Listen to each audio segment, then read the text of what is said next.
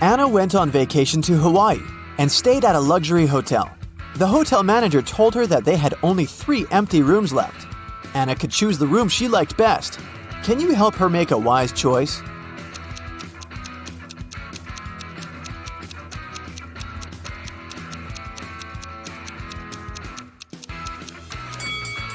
There's no mosquito net on the window in the second room, and something's wrong with the door handle in the third room. So, Anna should choose the first room. Anna went to the hotel swimming pool. She spotted 3 odd details in the area right away. Can you see them too?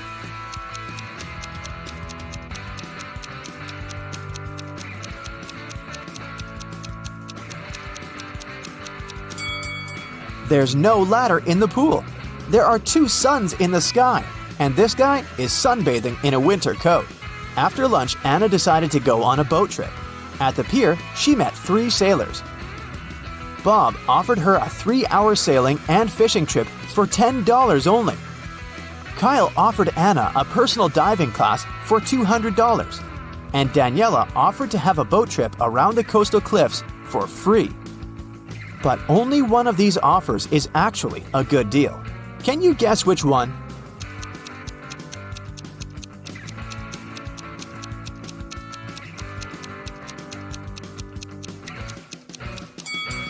Kyle's offer is overpriced. Look at the poster hanging at the pier. It advertises personal diving classes for $20.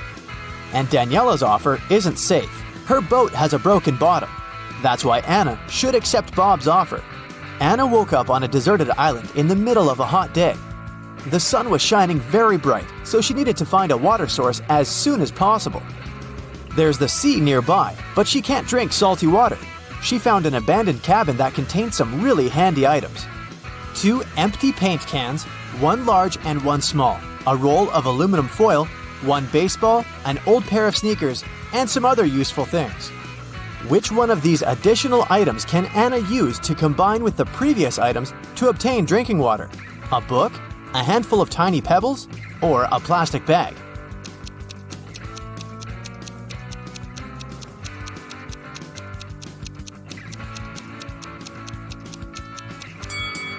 The book is useless in this context. The pebbles can be found all over the shore. As for the plastic bag, Anna can fill 1/2 of the larger paint can with seawater. Then, put the smaller can inside of it. Next, she should use the laces from the sneakers to pull the plastic bag tight over the large can. And finally, place the baseball on top of the plastic bag directly above the smaller can to make a small indentation. Then, just leave this construction in the sun. Drinking water will evaporate and condense on the plastic bag. The indentation will push the water into the smaller paint can. Anna decided to explore the island. Soon, she found a tunnel and got lost inside it. At the bottom of the tunnel, Anna saw 3 pits leading to freedom. But, unfortunately, every pit is hiding some danger. A huge squid is hiding in the first pit. There's a hungry hyena in the second pit. And there's a poisonous porcupine hiding on the third path. Can you help Anna choose the safest way to escape?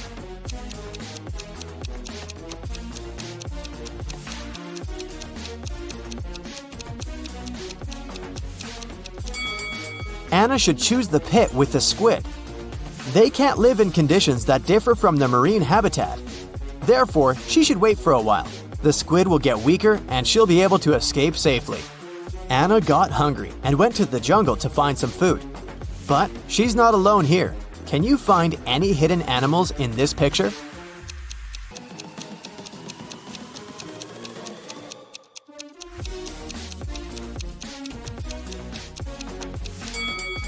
There are 6 animals in the jungle. Here they are: a butterfly, an alligator, a rabbit, a camel, a snake, and a deer. Finally, Anna found 3 bushes with berries. They all look delicious, but only one of them is safe to eat. Can you help Anna make the right choice?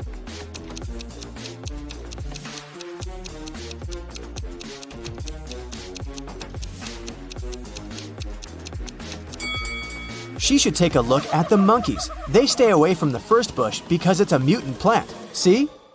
It has teeth and emanates toxic gases. Meanwhile, the monkeys enjoy berries from the second and third bushes.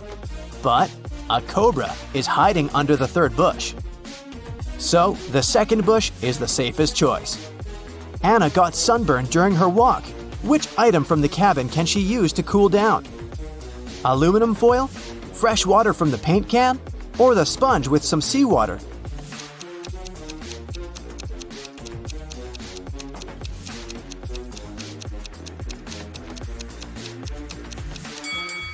The sponge with salty water will only make it worse for Anna's irritated skin.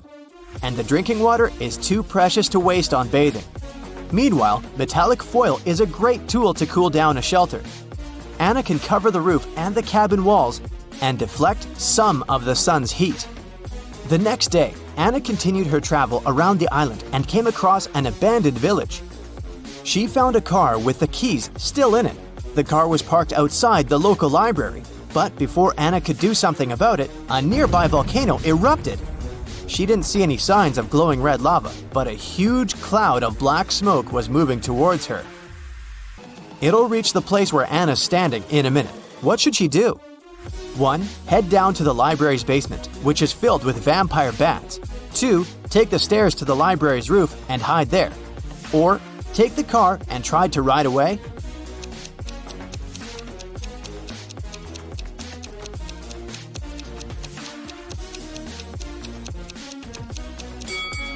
Volcanic dust is very hot and moves at high speed. Anna cannot either outrun the dust or hide from the clouds on the roof. So the safest option is to lock herself in the basement with creepy bat neighbors. In the basement, Anna noticed a big wall clock. It happened when the minute and hour hand was precisely between 1 and 2. She saw that both hands lay on top of each other. Can you guess what the time was?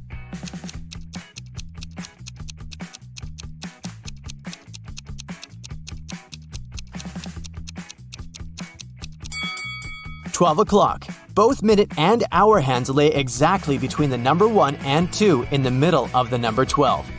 Anna looked around and found a secret passage in the basement. She entered the passage and fell into a subterranean river, which carried her away to a large waterfall, and then to a much bigger river surrounded by rocky cave walls. She tried to swim away, but the force of the waterfall had created a reverse current, pulling her backwards with an intense force. Anna needs to act fast. What would you suggest? Swim onward through the crashing water? Swim to the side and try to climb the walls? Or dive as deep as possible and then swim out of the waterfall's pull?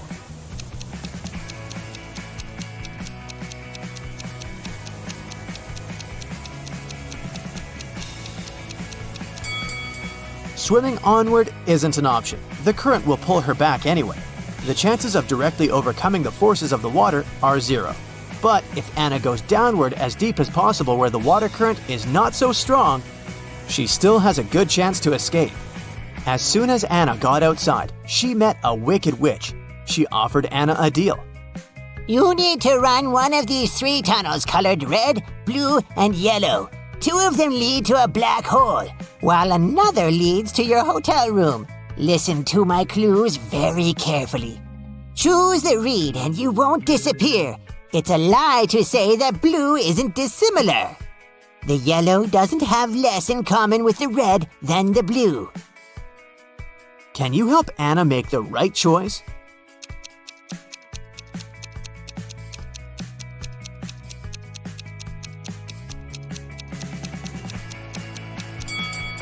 The witch said that the red tunnel won't not make her disappear, which means that Anna will disappear. So we can exclude the red one, and the yellow doesn't have less in common with the red than the blue, which means that the yellow does have more in common with the red. So now we can exclude the yellow one as well. Anna should choose the blue tunnel. Detective Tina received an emergency call from the local museum. Someone had stolen an exclusive scarab brooch from ancient Egypt.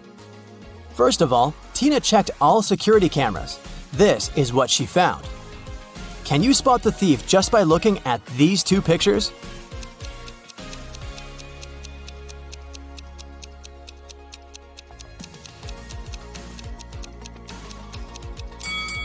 See this guy? He's holding an open paper cup in the first image, but in the second image, the cup has a lid. The guy hid the stolen brooch in his paper cup. Detective Tina hurried to the crime scene. When the brooch disappeared, the museum security system locked all visitors inside the building. But the guards didn't find the suspected person among the visitors. How did he escape? Have you guessed?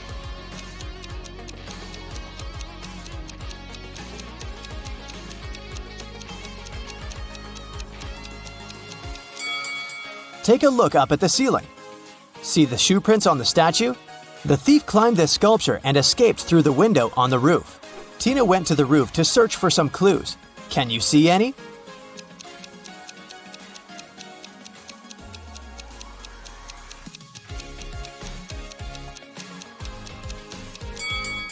The thief left the cup on the roof. There's a coffee shop name written on it. Bright Cup. Tina can visit this place and check the security cameras. Tina arrived at the coffee shop, located just nearby the museum. Unfortunately, they didn't have security cameras, so Tina questioned the staff. Kelly, the barista, said, "Sorry, I don't know this guy. I'm just trying to do my job." Mike, the manager, said, "This face looks familiar, but I'm not sure where I saw him." And Phil, the guard, said, "Sorry, never saw him. You can trust me. I have a perfect memory for faces." Tina knew for sure that one of them had lied. Can you spot who exactly?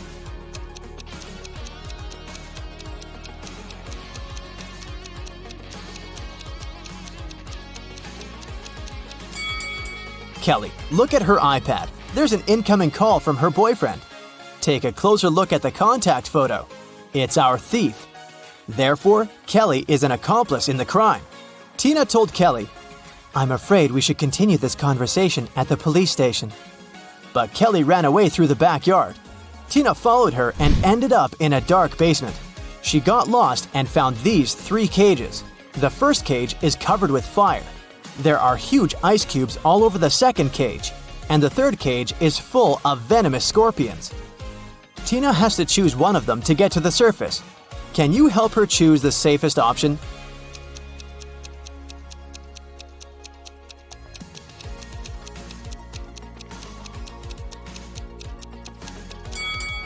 The cage with the ice cubes. She can get cold, but it's still safer than the other 2 cages. The police caught Kelly and brought her to the station. During interrogation, Kelly told Tina 4 facts. First of all, this guy's name is Alex. Secondly, he's my ex-boyfriend. We don't get along anymore. We went to the same college and met in history class. And finally, I don't know why he'd stolen this stupid brooch. One of the facts is false. Can you guess which one?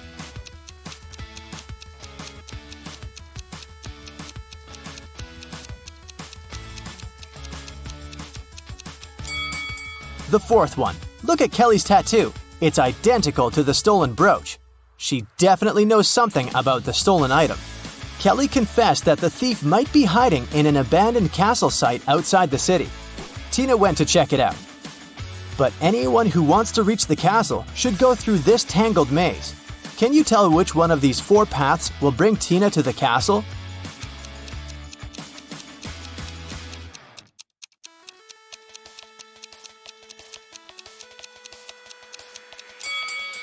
The first path leads to the pond with crocodiles. The third one leads nowhere. And the 4th way goes back to the beginning.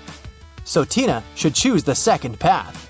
Tina entered the castle and saw a room full of ancient artifacts. She spotted the thief right away. What about you? Can you see him?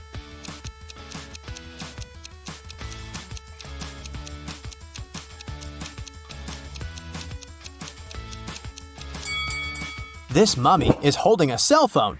Alex ran away to the basement and Tina followed him. Unfortunately, the door behind her slammed shut and she got stuck. Can you help her break the code to escape?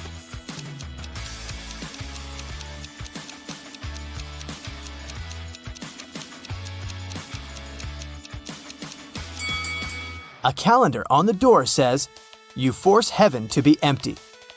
If you read the sentence again, you're going to hear a 7-digit code. U472BMT.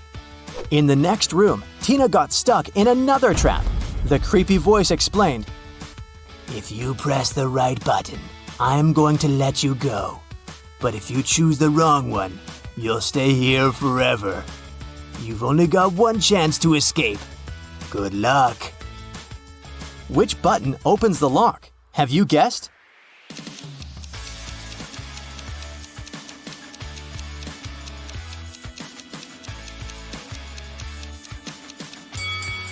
She should pick the black button. This picture on the wall is a hint. The rainbow contains all colors except for black. Tina got out of the trap and entered a room full of old furniture. She noticed 3 odd details about this room right away. What about you?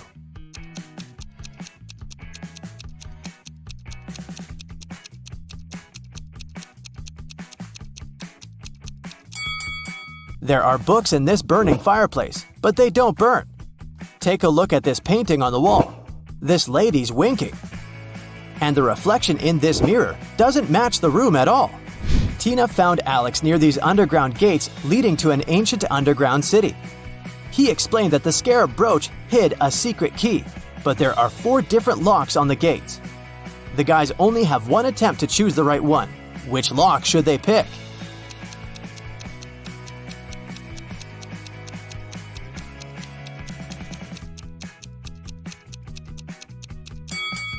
The 4th lock is the only perfect match for this key. The guys opened the gates and entered the city. Alex had a map, so he ran away to find the treasures and left Tina alone. She looked around and noticed a 3-way road pointing to the north, west, and east. Tina didn't know where to go. Suddenly, she saw a lady. The local citizens always reply truthfully, but they answer only one question if they're talking to a stranger. What should Tina ask to figure out the right direction?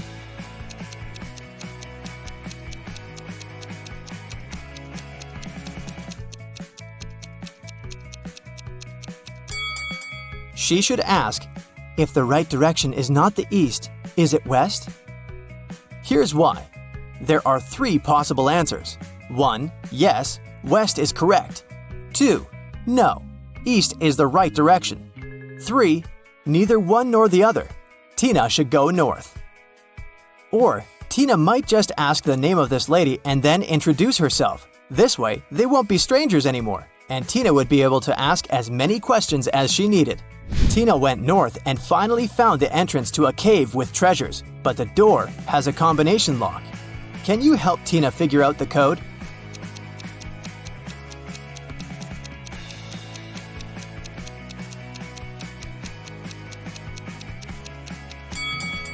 Take a look at these figures.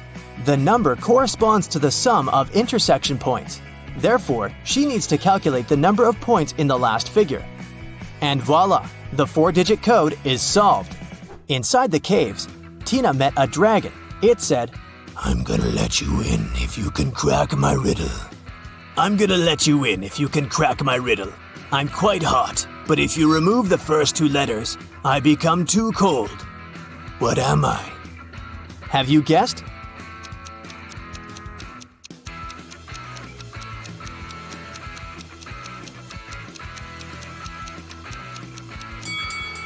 The correct answer is spice.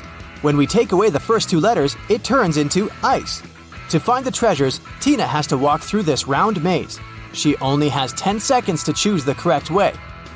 Can you help her out?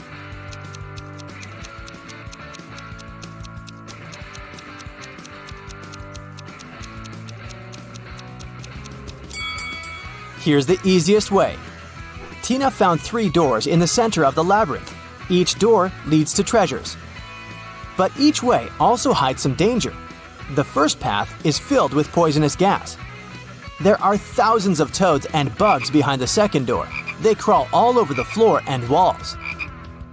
And a hungry lion is hiding behind the third door. Which way should Tina choose?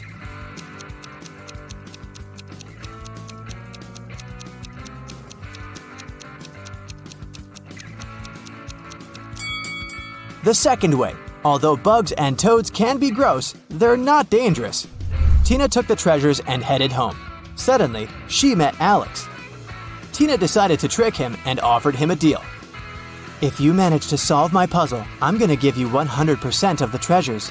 But if you fail, you'll get nothing and go to jail. Here's the riddle. Move just one match to point this giraffe in a different direction. Alex failed to crack this riddle. What about you?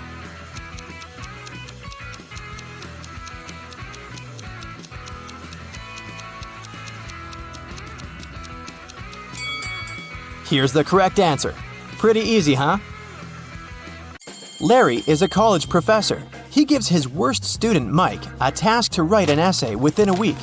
7 days later, Mike sends Larry a message begging him to postpone the deadline for 3 days. Larry agrees. 3 days later, Larry claims the essay, but now Mike asks for a 5-day delay. Larry is very kind, so this time he agrees too.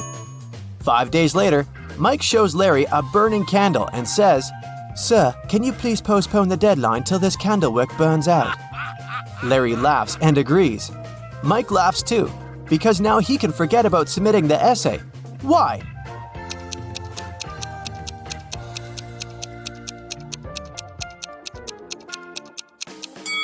Mike blew out the candle. He said, "Till this candle wick burns out," not "till this flame burns out." So now, Mike can keep his candle unburned forever and never submit his essay. Larry brings 3 boxes of cupcakes to the college kitchen. He leaves them on the table to celebrate his birthday with coworkers after classes. All boxes have different sizes, but each contains 3 cupcakes. Meanwhile, Mike enters the kitchen. He opens one box and eats 3 cupcakes. After classes, Larry finds out that every box in the kitchen still has 3 cupcakes. How is that possible?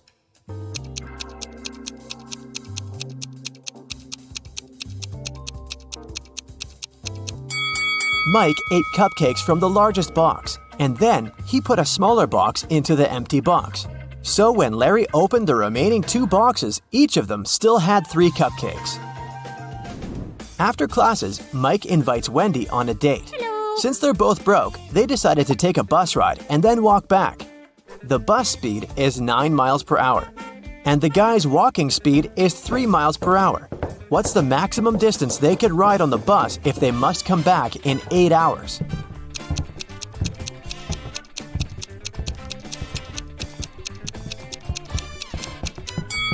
Mike and Wendy can move on a bus 3 times as fast as they can walk. Therefore, they should spend 3/4 of their time walking and only 1/4 on a bus ride. So to fit into the 8-hour limit, they should ride for 2 hours, going 18 miles, and then walk back in 6 hours. Mike and Wendy are walking down the street and notice one very curious thing. It has 3 eyes and all are in a straight line. When its red eye opens, everything freezes. Can you guess what they see?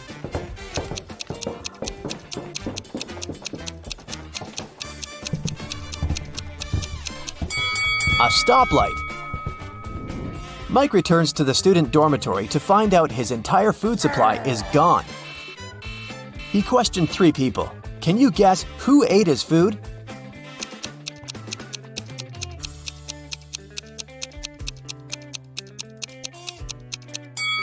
The guy on the right. He has crumbs on his mustache. Mike goes to the library to study archival newspapers. This newspaper is supposed to have 60 pages, but pages 24 and 41 are missing. Can you guess which other pages won't be there too?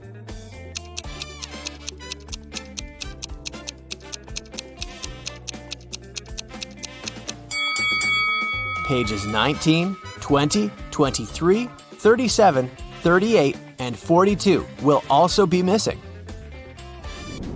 Mike finds a note inside the newspaper. There's a secret maze in the library leading to amazing treasures. The note shows this map. Can you help Mike walk this path correctly?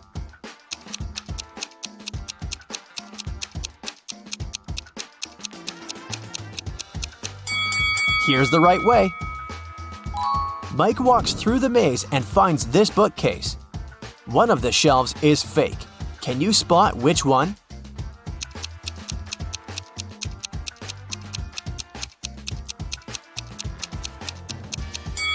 This shelf is fake. Books on the other shelves are covered with dust and cobwebs. But these books are clean and the cobwebs around them are torn. Mike finds a secret room behind the fake bookshelf. He enters the room and finds a big safe and this weird note nearby. The safe is locked, and Mike needs to enter a 9-letter password to open it. Can you help him crack the code?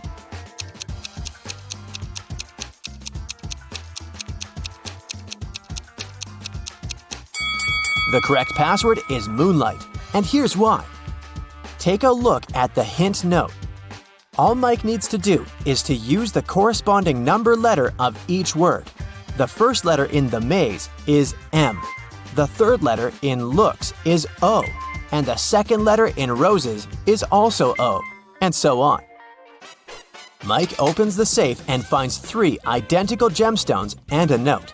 Suddenly, the door to the secret room slams shut and the walls begin to shrink. Mike reads the note. Only one of these diamonds is real. Find it and put it into the lock. You only have 15 seconds. Good luck. Oh no. Can you help Mike spot the fake diamonds?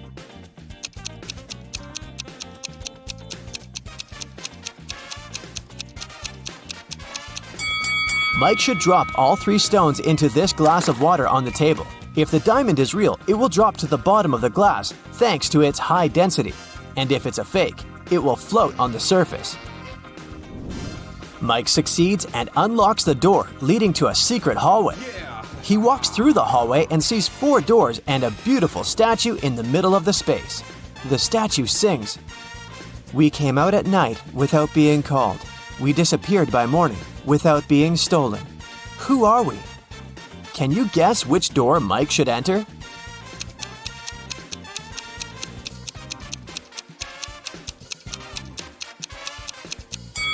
The song has a hint for Mike. The statue is singing about stars. Therefore, Mike should choose the door decorated with stars. Mike enters the next room and meets a queen. She says, "Hello, stranger. I have a task for you. If you succeed, I'm going to reward you with wealth and fame. But if you fail, you'll stay here forever as my prisoner. I want to renovate my kingdom so that all my 10 castles are connected through 5 straight walls. And each wall must connect 4 castles together. Also, at least one of the castles should be protected with walls." Then, the queen shows him this picture and continues, "My royal architect failed to give any solution that meets all my wishes, but he suggested this plan. Do you have a better idea?"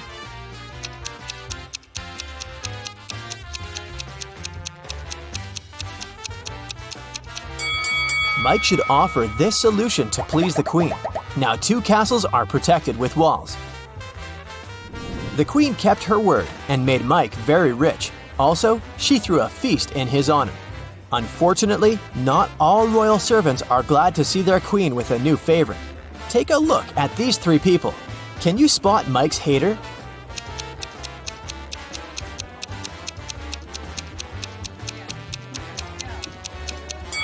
Although this friendly-looking lord gives Mike a bag of gold coins, there's a snake hiding inside his gift.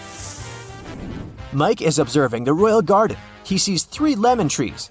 Each of them has exactly 10 lemons. The gardener comes over and picks 4 oranges from each tree. Can you calculate the number of fruits left on the lemon trees?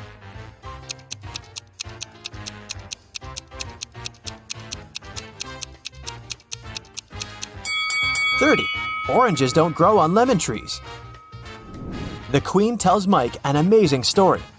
"I'm fond of dragon racing. On Sunday, I rode to see a race in a cozy village outside of my kingdom. 5 days later, on Monday, I went home." Can you explain this, considering that she doesn't have a time machine?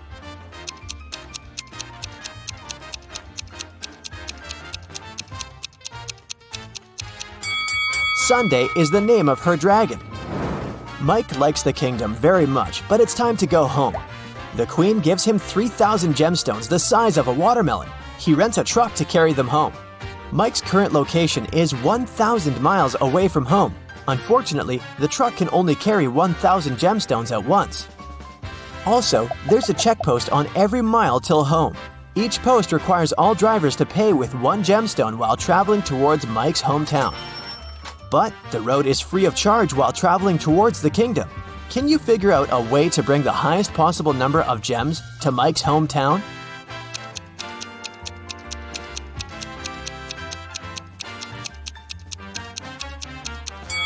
Mike should make 3 trips of 1,000 gemstones each till mile 333. After that, he will be left with 2,001 gemstones and have 667 more miles to go. At this point, he should take 2 trips of 1,000 gemstones, covering 500 miles more. This way, he will be left with 1,000 gemstones. After riding the remaining 167 miles, Mike will be left with 833 gems. And he'll still be rich and fabulous. Carol was invited to a Halloween party in an abandoned house. Her friends asked if she was up for a challenge, and she said yes. Soon enough, she was locked inside a room. In this room, there was 1 door and 3 light switches next to it. Behind the door, there was an empty closet with nothing but a light bulb. Her task was to figure out which switch controlled the light bulb inside the closet. She could flip the switches however she wanted, but once she opened the door, she couldn't touch the switches anymore. Sometime later, she managed to get it right. How did Carol do it?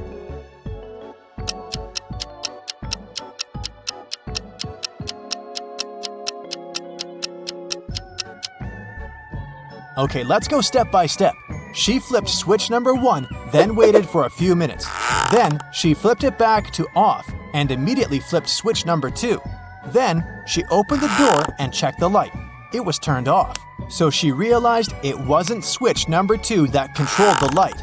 She decided to touch the bulb to test if it was hot or cold. If the bulb was cold, it would mean that switch number 3 controlled it. But the bulb was hot. So that meant that switch number 1 controlled it. Way to go, Carol! To get back to the party, Carol had to solve another riddle. There were 2 hourglasses in front of her. One hourglass measured 7 minutes, and the other measured 4 minutes. She needed to time 9 minutes using both hourglasses. How could she do it?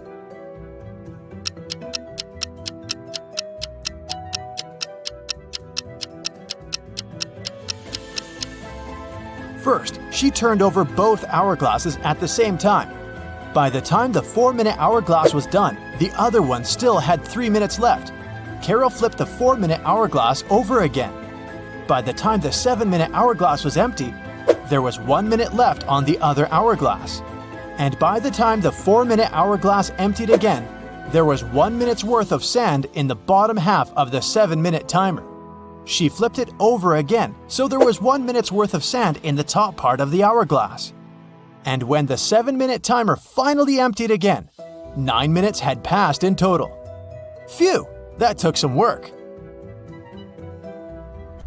Someone stole a rare diamond from Mrs. Monica Fraser's house. Mrs. Fraser claimed she'd walked into her bedroom one morning and found that the glass box in her dressing room had been broken and the diamond had been gone. She called a detective, who soon arrived at her place and asked some questions. Based on his inquiries, he gathered 3 suspects. Mrs. Fraser's gardener, Steve, had the key to the house. Her cousin Sophia was staying with her for the week, and the cleaning lady Adeline cleaned the house every day. Steve said he was on holiday that week, so he wasn't anywhere near the house when it had happened. Sophia said she didn't even know her cousin had a diamond hidden in her house. And Adeline said that she'd been cleaning the house at around 10 p.m. the previous night. Everything had seemed all right. Who stole the jewelry?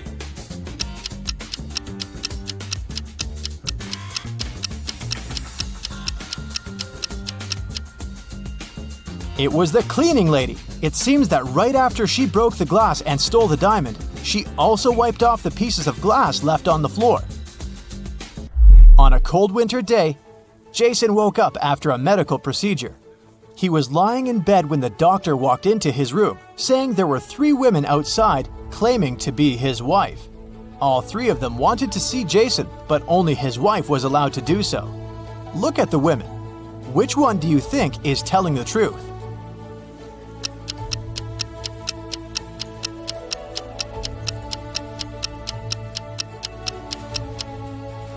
The woman wearing a white shirt is the only one that has a ring on her left finger. She's the wife. It was a lazy Sunday morning, and John was having breakfast in the kitchen. Suddenly, he heard glass shattering. He walked into the living room and saw that someone had just broken one of his windows. He was mad and decided to go outside to see if he could find the culprit. There were only 3 people in the street, so he talked to each of them. The first was one of his neighbor's children. He was coming back from his football practice, holding a ball in his hands. He said he'd been going home at the time of the incident. The second person was Stephen, John's neighbor and longtime friend. He was carrying a toolbox. The man said he decided to come home to fix John's window. The last person was Julio, a mailman. He was riding his bike, throwing newspapers on people's front lawns. He said it had been hours since he'd passed John's house. Soon enough, John figured out who had done it. How?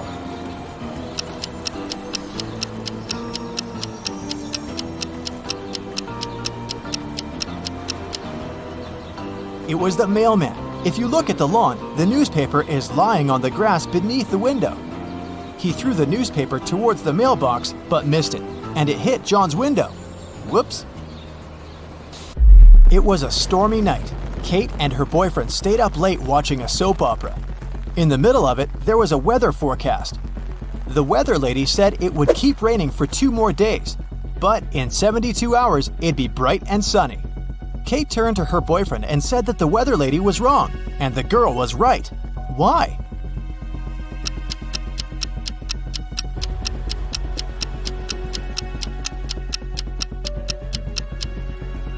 Because in 72 hours, it will also be nighttime, so it can't possibly be bright and sunny. It was Amelia's dream to go skydiving, but she was afraid of heights. One day, her friend took her to fulfill her dream. Amelia jumped from an airplane without a parachute and didn't get hurt. How is that possible?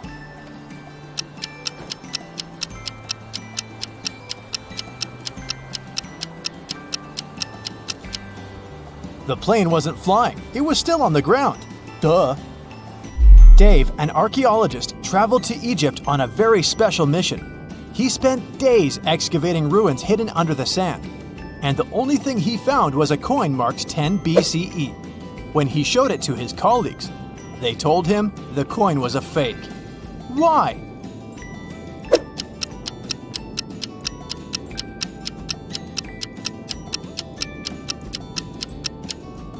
Well, because the designation BCE didn't appear until after the beginning of our era. It was raining when Mrs. Moore called the police. She said someone had just bumped into her car and driven away. When the police arrived, the only person next to the place of the incident was a man fixing his tire. Mrs. Moore said that was the car that had bumped into hers. However, the gentleman said that it couldn't be true because he'd been busy fixing his car the whole time. Can you tell who's lying?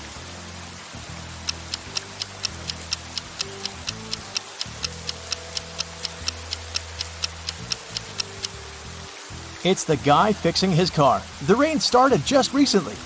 If he'd been fixing his car this whole time, the ground underneath it would be dry. But look, it's wet. This means he's just arrived there and is actually the one responsible for the incident. 4 friends decided to meet up for coffee one afternoon. Someone asked which one of them was the oldest, and they answered with a riddle.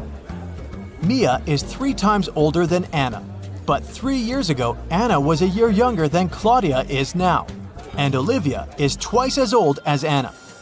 So can you put the girls into order by age?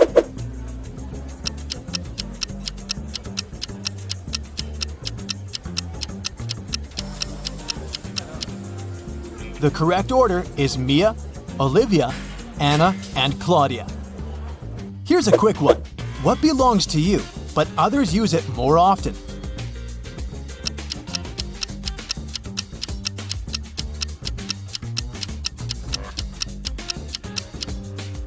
Your name.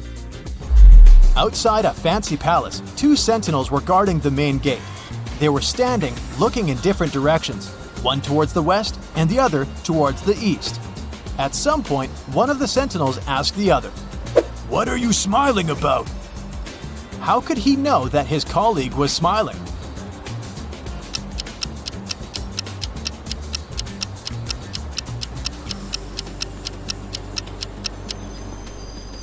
Well, despite the fact that they were looking in different directions, they weren't standing back to back. They were facing each other. Kevin was away on business and had to spend the night in a hotel.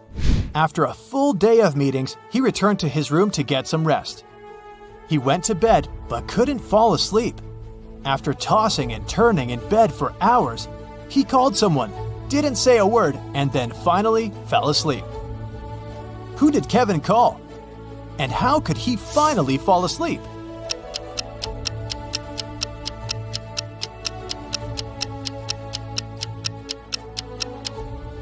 He called the room next door as his neighbor was snoring very loudly. The ringing woke the neighbor up, the snoring stopped, and Kevin managed to doze off. You've just come back from a long vacation. There, you bought a new suitcase to store all the new things you got, but you don't remember the code. Luckily, you left yourself a note on your cell phone to help you decipher the code to open the lock. 682. One digit is right and in its place. 614. One digit is right but in the wrong place. 206. Two digits are right but both are in the wrong place. 768. All digits are wrong. 380. One digit is right, but in the wrong place. What's the 3-digit code?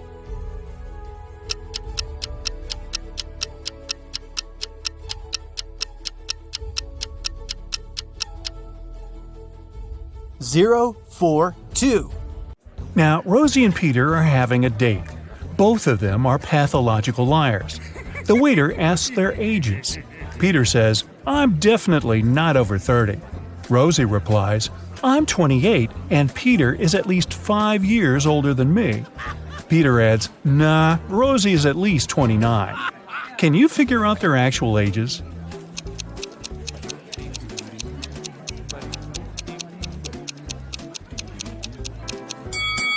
Since we know that all statements are false, let's assume the opposite. Peter is definitely over 30. Rosie is not 28, and she's at most 4 years older than Peter. And Rosie is at most 28. Now, from the first statement, we can conclude that Peter is at least 31 years old. The second and third statements tell us that Rosie is younger than 28. We also know that the maximum gap between their ages is 4 years. Therefore, Peter is 31 years old and Rosie is 27. Rosie arrives home from her date and makes herself a cup of hot chocolate. Suddenly, a soccer ball crashes through her window and breaks the mug. Rosie looks out the window just in time. She sees 3 neighbors running across the backyard, the Smith brothers. Their names are Miles, Mark, and Mike. The next morning, Rosie finds a note in her mailbox. It says this: "Which one of the Smith brothers should Rosie question?"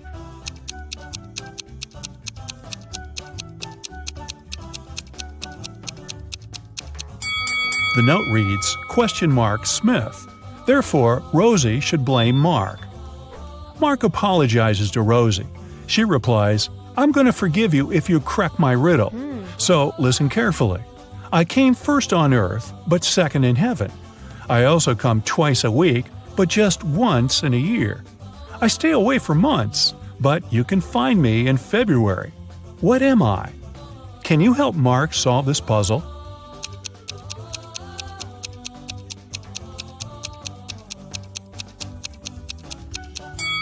The correct answer is the letter E. And for extra credit, will Rosie the liar actually forgive Mark? Someone robbed Rosie's house yesterday.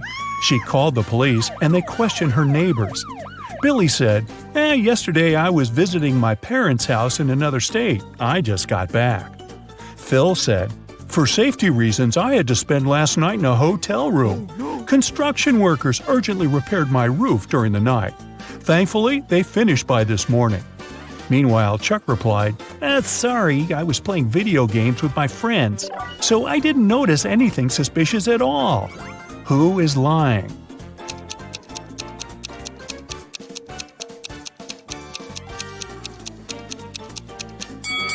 Phil. The roof reconstruction should have been finished, but it still looks like a mess. Ooh. Rosie wants to win a college sports grant, so she trains very hard every day.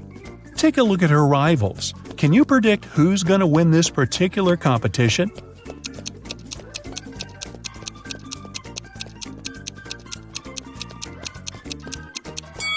The left runner will be the first to cross the finish line. The right guy's shoelaces came undone.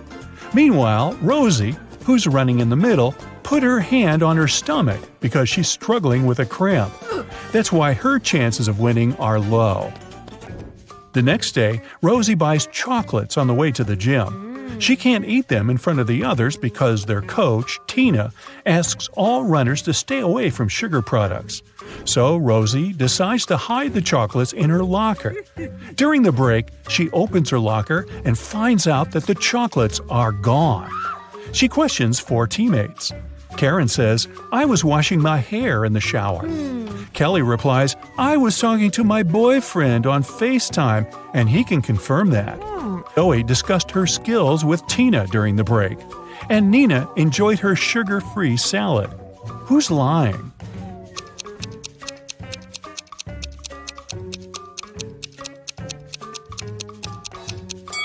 It's Karen. Her hair is dry. What? Rosie is walking home from her training late at night. Suddenly, she sees a sad young lady sitting at a bus stop. The lady got wet in the rain, and the buses are no longer running. Rosie feels sorry for her and says, "My home is nearby. Would you like to have a cup of hot tea?" The lady agrees. As soon as they enter her home, Rosie turns the light on. That's when she realizes that her guest is very dangerous. How?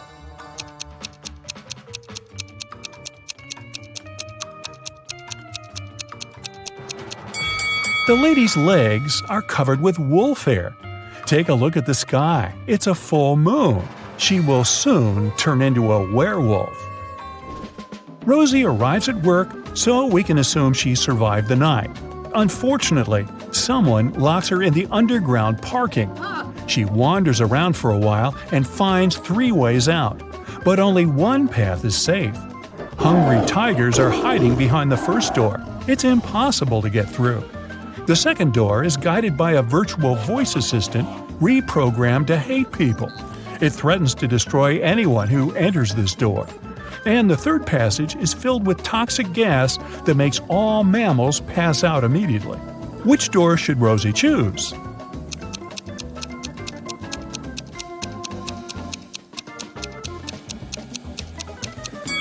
The second one. Those threats are words. At the end of the day, it's just a voice assistant. Rosie discovers an infinite supply of honey, but she only has a 1 5-gallon jar and 1 3-gallon jar. She needs to measure out exactly 4 gallons of honey, taking as few steps as possible. Can you help her out?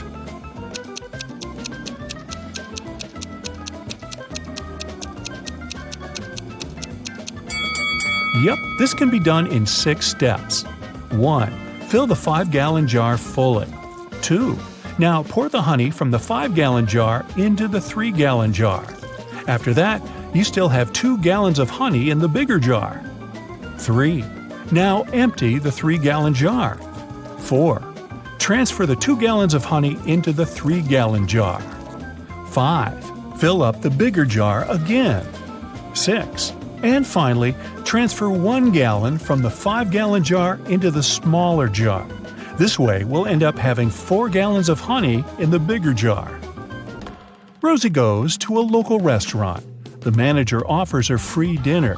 But first, she has to solve his tricky riddle. Rosie agrees. Here's the task. You throw me out when you want to use me. And you take me in when you don't want to use me. Who am I? Rosie nails it right away. Can you solve this mystery too?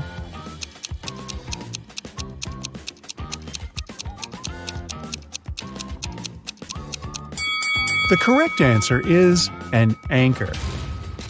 Now, Rosie has 26 blue socks, 13 green socks, 33 pink socks, and 12 red socks.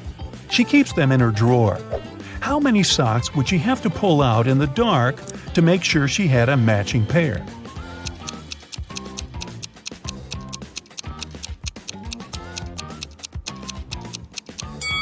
The correct answer is 5.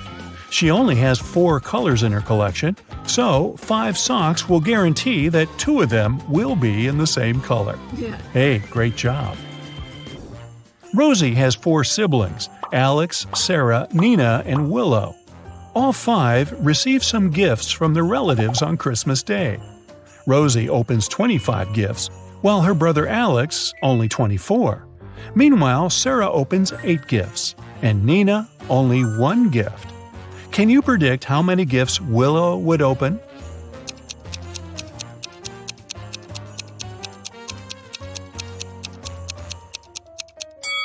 The last name in Rosie's name is Y. It's the 25th letter of the alphabet. Alex's last letter X is in the 24th place. The last letter in the name Sarah is H. It's the 8th letter of the alphabet, and so on. Similar odd logic also works for Willow. The letter W is 23rd. Therefore, she will open 23 gifts. Now, if I were Sarah, I might complain about only getting a third of the gifts her siblings get. But I'm not. Rosie is looking through her granny's pictures. Suddenly, she gets chills because she noticed a time traveler among these party guys. Can you spot this person too?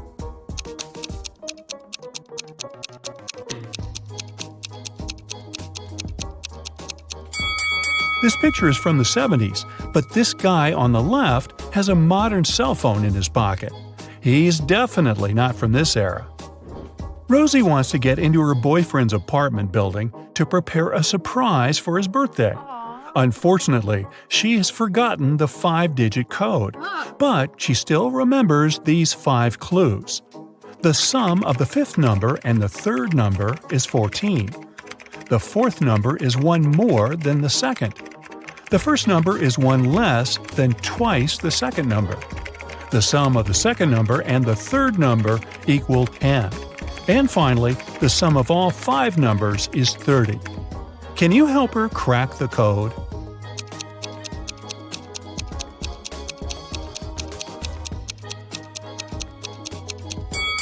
The correct code is 74658. Here's some simple math to explain it. Amy lives in a cozy townhouse with 3 roommates: Jill, Alice, and Nora. Can you guess which one of these 4 roommates belongs to Amy?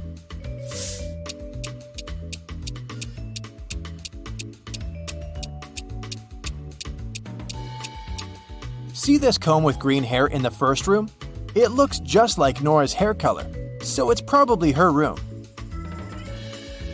In the second room, there's a sock under the bed. Jill's wearing the same sock on her left foot, so let's exclude the second room too. And now, let's take a look at the fourth room. There's a decoration on the wall, a large letter A. Therefore, this could be both Amy's room and Alice's room. But how can we guess who lives there? Very simple. In the third room, there's a yellow jacket hanging on the back of the chair, and Alice is wearing yellow trousers. These are 2 parts of one suit. Therefore, Amy lives in the fourth room. Bob entered a coffee shop. Suddenly, he realized that he'd forgotten his wallet at home, so he didn't have any money to pay for his drink. Jake, the barista, offered Bob a deal. I'm going to tell you 3 facts about myself. If you manage to spot one lie, your drink is free. Bob agreed. Here's the first fact. Jake has 3 brothers. Next, Jake hates the color red. And the third one, he has a PhD in philosophy. Can you help Bob get his free drink?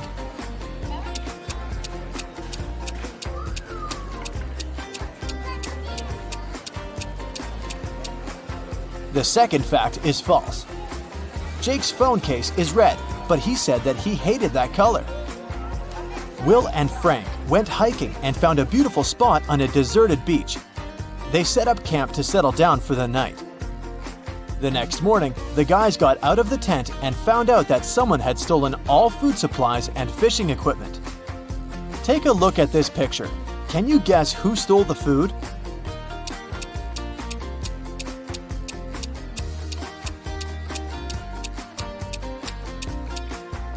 There are no animal tracks on the sand, but that doesn't prove anything. Pay attention to the water level. In the evening, it was significantly lower. Nobody stole their food. Waves washed away their bags. Can you see this carrot in the water? Someone robbed a famous jewelry shop this night between 2 and 3 a.m. In the morning, the owner called the police. He wanted this kept quiet, so he didn't share any details with the journalists. The officers have found suspects previously accused of similar robberies and asked them just one question. What were you doing last night? Peter said, "Between 2 and 3 a.m., I was playing video games with my friend. He can confirm my words." Bill replied, "I watched a TV show with my family and went to bed at 11 p.m. Rick said that he had spent the whole night in a nightclub because he was a DJ. Who robbed the bank?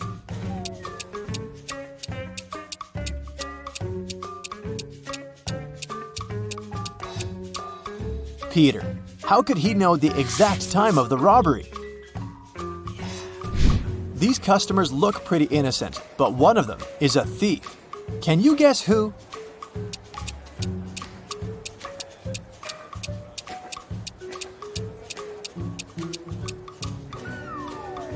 This lady's hiding a pizza in her bag. Take a look at these two guys.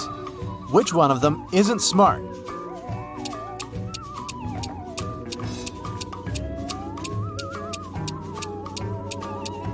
The lady is acting less smart.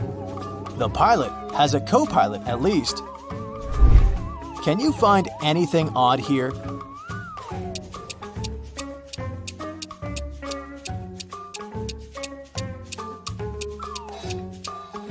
This pen is from another century. Fiona woke up in a creepy abandoned castle. She searched the area and found some old furniture and these 4 doors leading to freedom. But each door is hiding dangerous creatures. An angry dragon is waiting behind the first door. The floor behind the second door is all covered with venomous snakes. There's a gorgon behind the third door. She turns to stone everyone she looks at. And there's a wicked werewolf behind the fourth door. Can you help Fiona choose the safest door?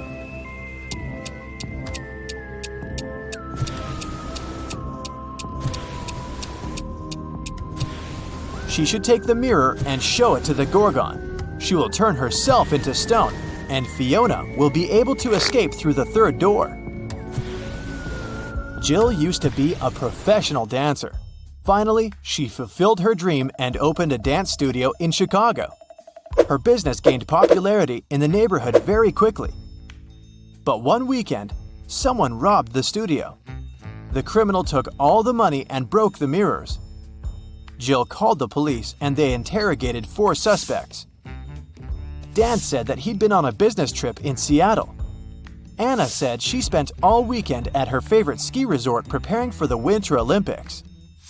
Alex was spending time with his dog at home. And Nina was taking care of her sick boyfriend all night. Who's lying?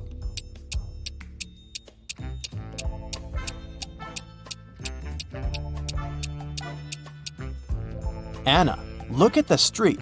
It's summertime. How would she train at the ski resort? Rachel and Mike went on a date. They saw this weird restaurant and decided to check it out. The cook offered them chicken salad, mushroom soup, fish, pasta, and tacos. Can you help the guys choose the safest option?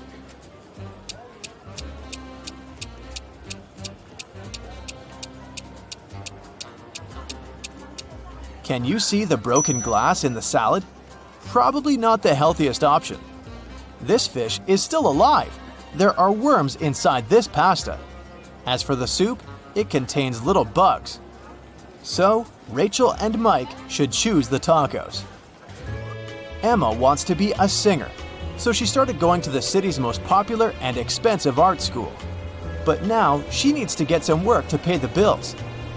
Emma found these 3 job advertisements. Brad needs a manager in his coffee shop. Sophie needs a hostess for her karaoke club on the 7th floor of the local business center. And Lisa offers a part-time job in her model agency. But first, Emma must pay $500 for a 4-week training. Only one of these jobs isn't fake. Can you guess which one?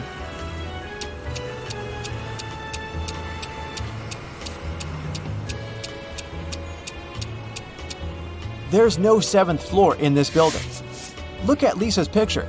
Someone scrawled the word scammer on her car. So Emma should choose Brad.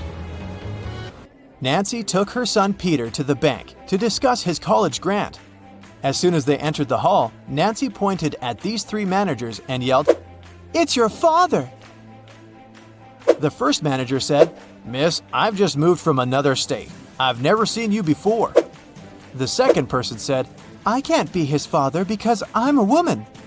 And the third manager said, "I think we went to the same college, but I've never even talked to you." Can you spot who the real father is?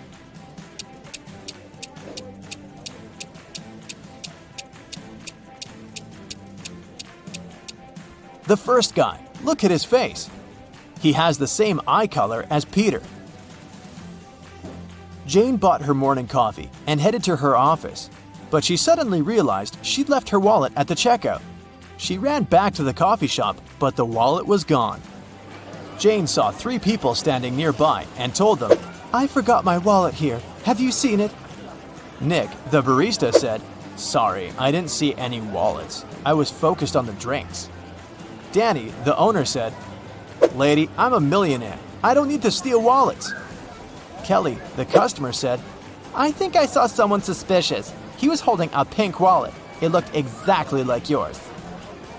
Can you guess which person is a thief?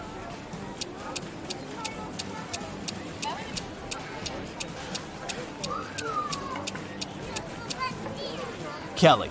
Jane didn't mention the color. Tim came for a family dinner to meet the parents of his girlfriend, Hillary. He entered an empty living room and saw a big table with several chairs. Hillary offered him to take a seat. Can you guess which chair Tim should choose?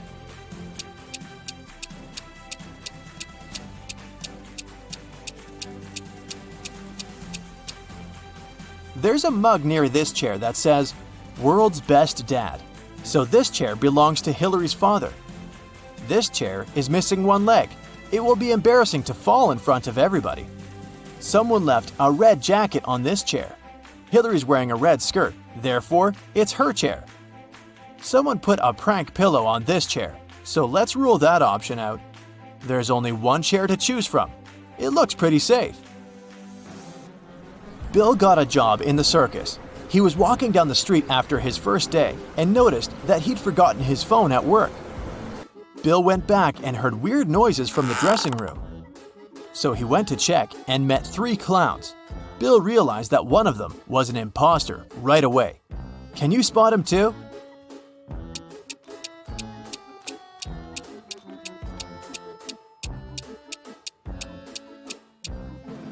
Look closer. The second clown is wearing a police badge. He must be working undercover. Sophie is an art student. She's painting something really curious. It's a greenhouse. But there's a white house inside the greenhouse, and a red house inside the white house. And there are lots of cubs inside the red house. Can you guess what exactly Sophie is painting?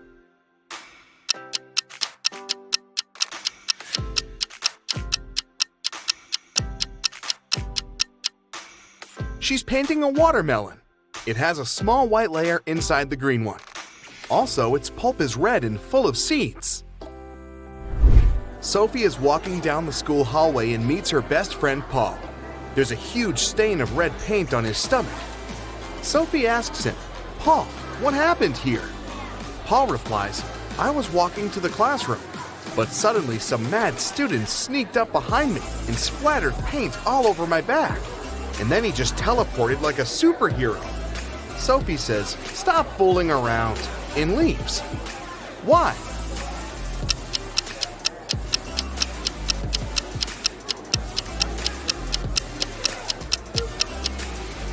Alex has a stain on his stomach, not his back. Therefore, it's a fake story. Sophie and her classmates are drawing a still life, but one of the students is an impostor. Can you guess who?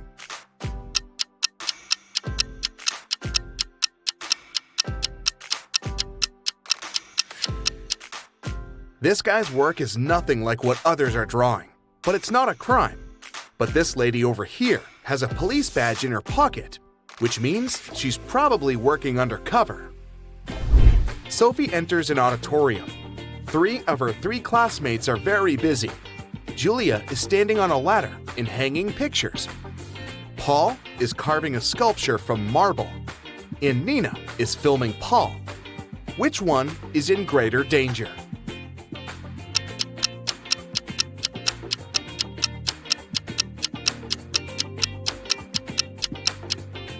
Nina, the sculpture is cracked, and it's about to fall on her.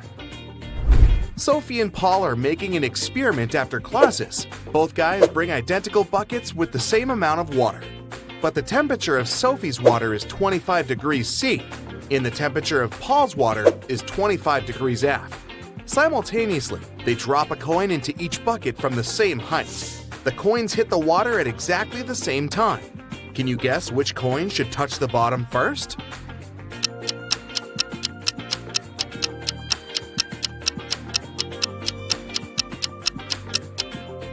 The coin in Sophie's bucket. At 25 degrees C, water is liquid, while at 25 degrees F, it turns into ice. Sophie is walking down the pier. She spots a cute boat and decides to paint it. She asks the 2 guys standing nearby, "Who's the owner of this boat? Can I paint it?" Both guys like Sophie and want to impress her. So they both shout, "This is my boat.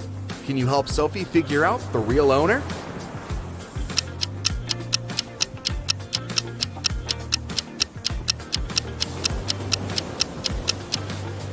There's a blue jacket on the chair in the boat that matches the pants of the guy on the left. So, he's the owner. Sophie has painted a beautiful picture, and the boat owner wants to buy it. He gives her a box with gemstones. All but 2 are blue, all but 2 are green, and all but 2 are red.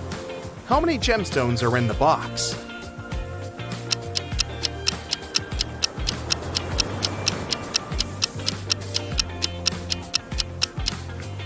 He gave Sophie a total of 3 gemstones, 1 blue, 1 green, and 1 red. Sophie visits Paul's house, and he offers her an apple that seems very delicious. She can't resist, but after taking a bite, Sophie finds a worm in the apple. Paul apologizes, but Sophie says, "Don't worry, it could be even worse." Can you guess what could be worse?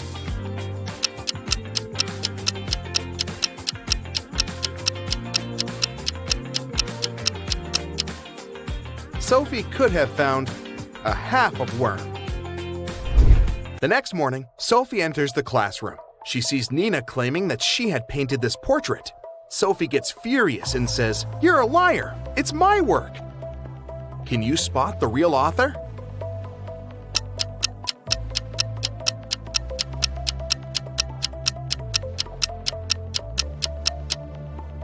Nina signed this work in the right upper corner. But take a closer look at the lower left corner. We can still see the name Sophie under a layer of fresh paint. Therefore, Sophie painted this portrait. Sophie brings some of her recent works to an art gallery hoping to sell them. The dealer says, "Sorry, but we only sell antique drawings. They should be at least 300 years old." Sophie says, "Liar," and leaves. Can you guess why?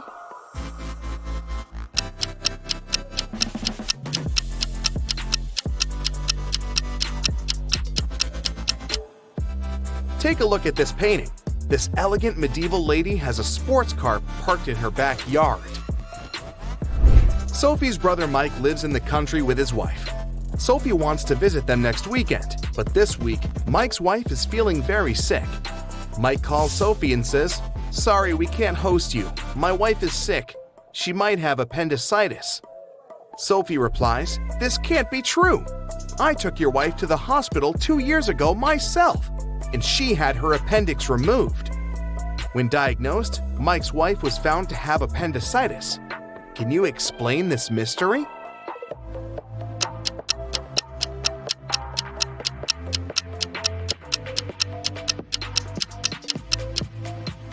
It's possible because Mike had remarried and forgot to tell Sophie. Sophie is heading to the classroom and finds her art teacher, Mr. Wolf, unconscious on the floor. She takes him to the hospital. According to doctors, he has a severe allergic reaction. But Mr. Wolf insists that he hadn't eaten anything all day. Sophie interrogates everyone who was around Mr. Wolf that day. The cleaning lady says, "I wash the class in the morning. I only use organic and allergy-friendly products." Nina says, "I was painting vases in the classroom all day. Mr. Wolf was there too, but I didn't see him eating any food." And Paul says, "I saw Mr. Wolf in the library early in the morning. He was looking perfectly fine." Can you guess who caused Mr. Wolf's allergy?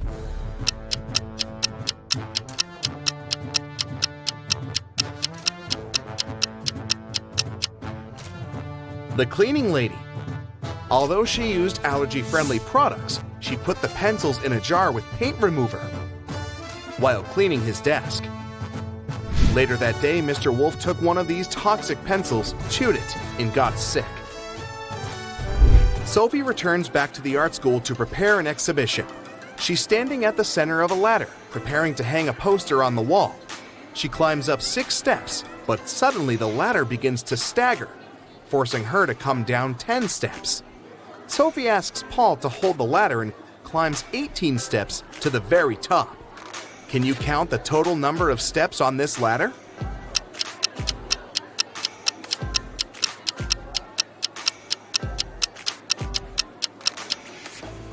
Let's say that the middle step number is x. From the middle step, Sophie goes up 6 steps, which is x plus 6. Then she goes down 10 steps, and she's now at x minus 4. After that, Sophie goes up 18 steps, so she's now at x plus 14, or at the very top of the ladder. 14 steps from the top, plus 14 steps from the bottom, plus the middle step, and we get 29 steps. The art exhibition is going well. Hundreds of people came over to see it. Suddenly, someone cuts the power for a moment. And when it's back again, Sophie sees that the most expensive sculpture is missing. Can you help her find the thief?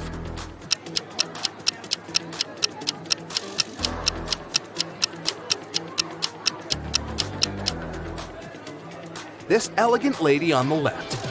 Her bag is looking full now, and it's hanging on the opposite shoulder. 3 art dealers approach Sophie during the exhibition to offer collaboration. Isabella shows her a picture of a beautiful villa on her phone and says, "Young lady, you must come to my art residence in Italy this summer. I'm ready to cover all your expenses." Sebastian says, "Darling, I'd love to buy 2 of your paintings for my private collection. Do you accept checks?" And Tina says, "I have a new book coming out this fall. Would you like to draw illustrations?" Only one of these deals is not fake. Can you help Sophie figure out which one?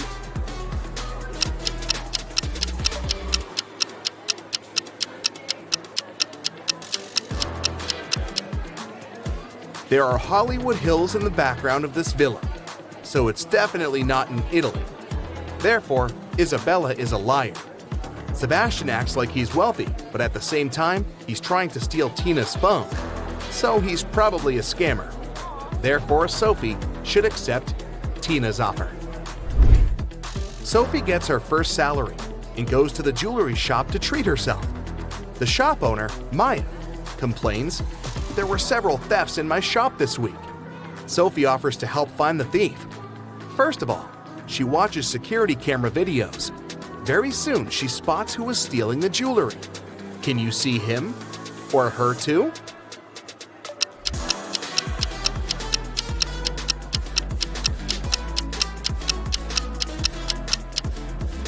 this lady is hiding the jewelry in her umbrella. As a child, Laura adored rabbits. She grew up, became a private detective, and got herself a cute rabbit named Cinnabon. Once, she had to go on a business trip.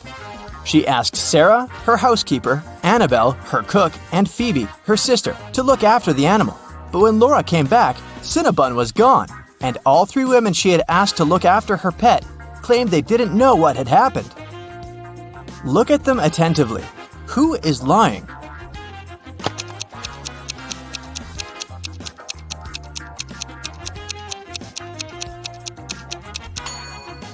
It's the cook.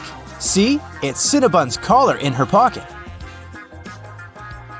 Well, Laura noticed that too. When Annabelle realized she had given herself away, she broke into a run. Laura dashed after her, but she couldn't catch up with the woman. Luckily, the girl noticed Annabelle run into a gym. She ran inside too. A security guard stopped her. Apparently, all members of this exclusive sport club were supposed to know a special passphrase to enter the facility. Laura was lucky to notice a note with a hint next to the door. Can you help Laura figure out the passphrase?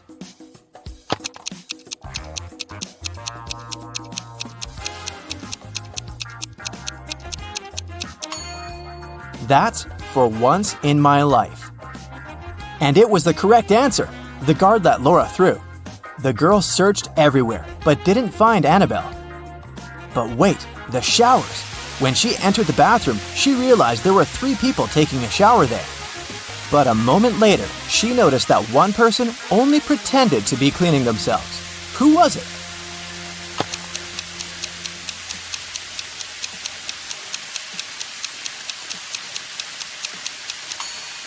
It's the person in the second cubicle. The water is running, but there's no foam. They don't use any soap or sponge. But, surprise, surprise, the person who pretended to be taking a shower wasn't Annabelle. Then where could the cook hide? Suddenly, Laura noticed a white sheet of paper on the floor. She picked it up. It said, "Follow the white rabbit." Look around the room attentively and try to figure out where the girl should go.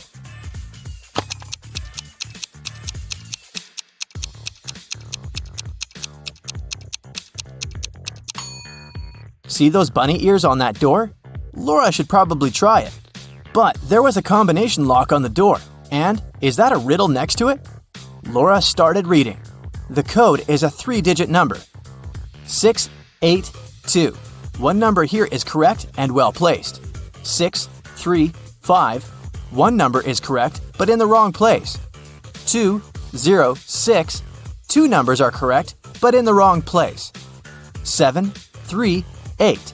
Nothing here is correct. 780. One number is correct, but in the wrong place. Can you help Laura figure out the code?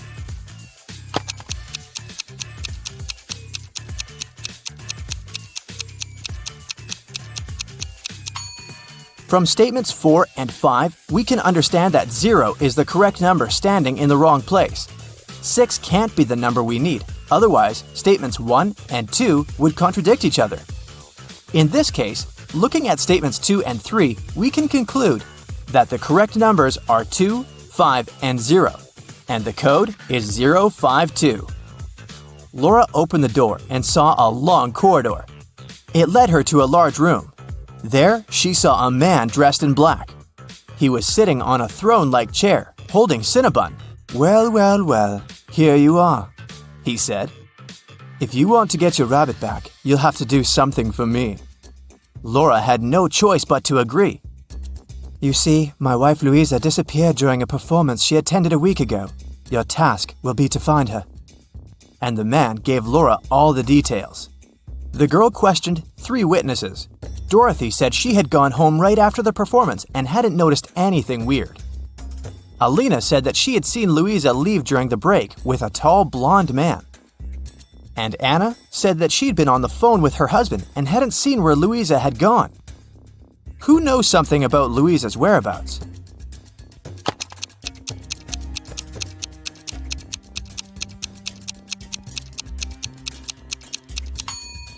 Alina, look, during the intermission, she wasn't wearing her glasses. Neither did she have her lenses on. Look at how clumsily she moved.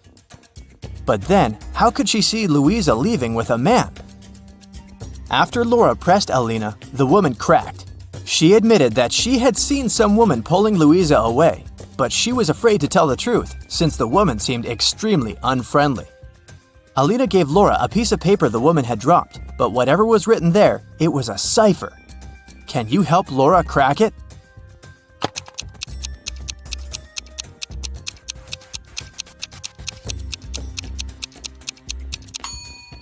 The note says, "At the docks." When Laura got there, she saw 3 buildings. She understood she wouldn't have enough time to search all of them. She needed to choose the one where Louisa was kept, and fast. Can you help Laura?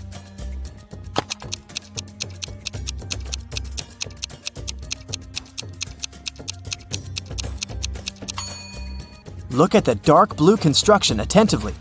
Next to the window, there's the word "help" scratched with some sharp object.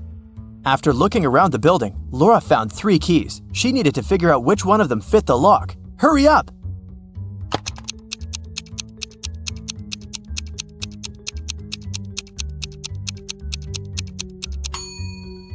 Right, this is the key! The door opened, and Laura saw a woman sitting in the far corner. It was Louisa!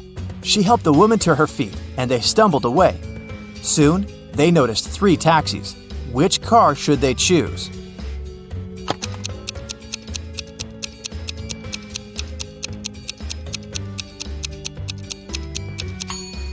The first one doesn't have a license plate.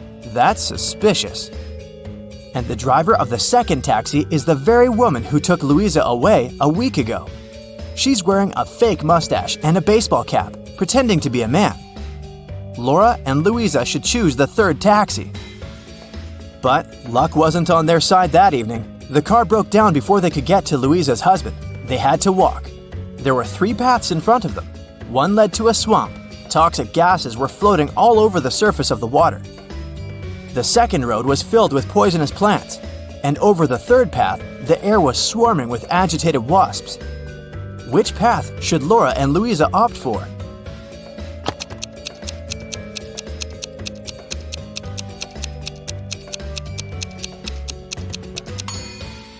The second. At least the plants can't move, so if the women are careful, they'll be able to avoid touching them. Finally, they arrived at Louisa's house. Once the man in black saw his wife, he hugged her and turned to Laura. "I'm so sorry for using such methods, but I was getting desperate. I can't tell you why, but I had to keep her disappearance under wraps. That's why I chose to involve you. Thank you. I want to give something to you, but to get it, you'll need to crack this riddle."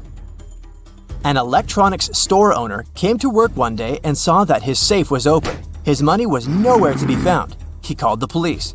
When a detective arrived, the store owner explained that the key to his safe was on the same keychain as the keys from his truck. 2 of his employees, Andrew and Ryan, used the truck and had access to all the keys, but the men had always returned them. The detective questioned the drivers. "Someone broke into your boss's safe yesterday. What do you know about this incident?" Andrew said, "I didn't copy the key. I wouldn't even know which one to copy." And Ryan said, "I've been working here for 3 months and have never entered the boss's office yet." The detective understood who the thief was right away. Can you figure it out?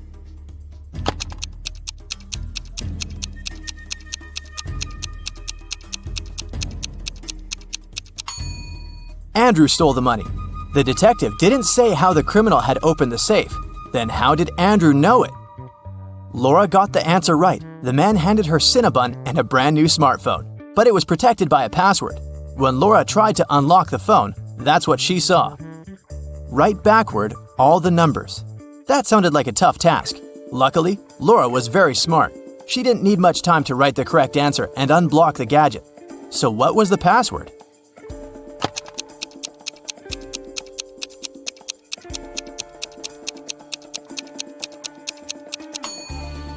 SREBMUNEHTLLA. That's all the numbers written backwards. She couldn't believe her eyes. She'd been dreaming of this all her life, but to get it, she'd have to set off on a very unusual journey.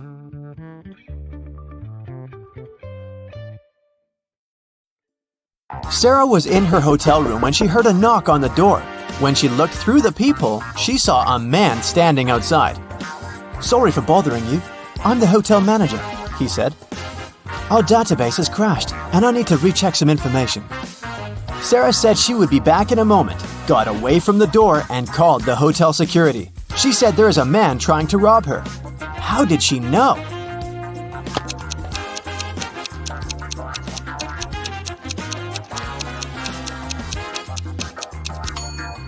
Look at the man's name tag. It's a female name. He's not the real hotel manager. When Anna got to school, she noticed that her friend Joan was very upset. It was just the beginning of the day, but someone had already stolen her backpack. Joan left the classroom to go to the bathroom, and at that moment, someone must have got inside and stolen her things. Anna started her own investigation. Jenna from the robotics lab said she'd been fixing a robot that morning. Kate from the cheerleading squad had just begun her practice, and James said he'd spent 3 hours trying to solve a math problem and was now exhausted. Anna knew right away who had taken the backpack. Can you figure it out?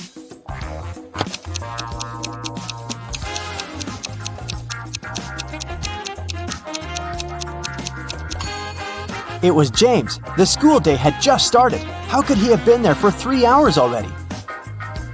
On a beautiful morning, Michael and Christina went on a hike. At some point, they saw a river they had to cross.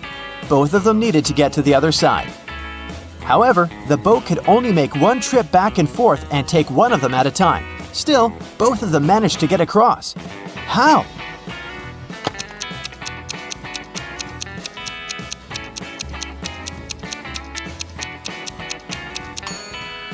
That's easy.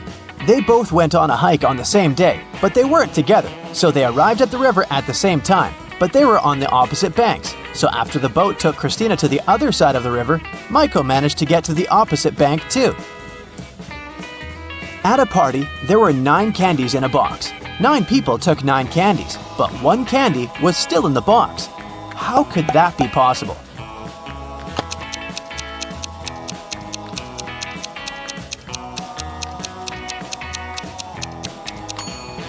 The last person took the candy that was still in the box.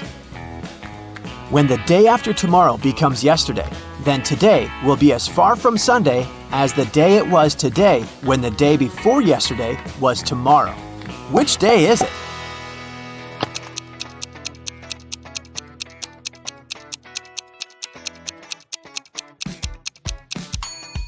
It's Sunday. Look, the day after tomorrow becomes yesterday on Wednesday. The day before yesterday was tomorrow on Thursday. And Wednesday and Thursday are equally far from Sunday. Susanna was walking down the street when she saw a dog. It looked like the dog had just run away, so she picked it up and started searching for its owner. She walked into a co-working space. There were 3 people there. Susanna knew immediately who the owner was. How did she figure it out?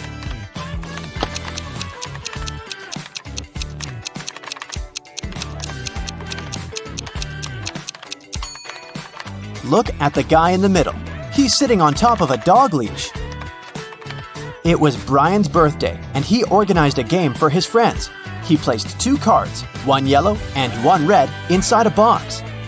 The rule said that if a person picked the red card, they would win $7,000, but if they picked the yellow card, they would have to pay $700. Nobody knew that Brian had lied. He'd put 2 yellow cards inside the box instead of 1 red and 1 yellow. Brian's friend Sandra watched her friends lose the game one by one. But when it was Sandra's turn, she won $7,000. How?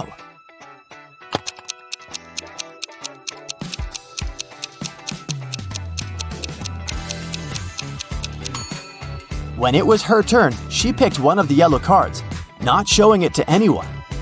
Then she picked the remaining card, which was also yellow, and showed it to her friends. Brian had to admit that the first card she'd drawn and hidden was red.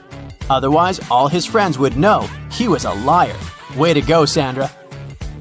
Amy has to escape from a high-security room, but to do so, she has to solve a riddle. There are 2 strings in the room. and the only information she has is that each string takes exactly 1 hour to burn. She needs to time exactly 45 minutes with the help of the strings. How can she do it?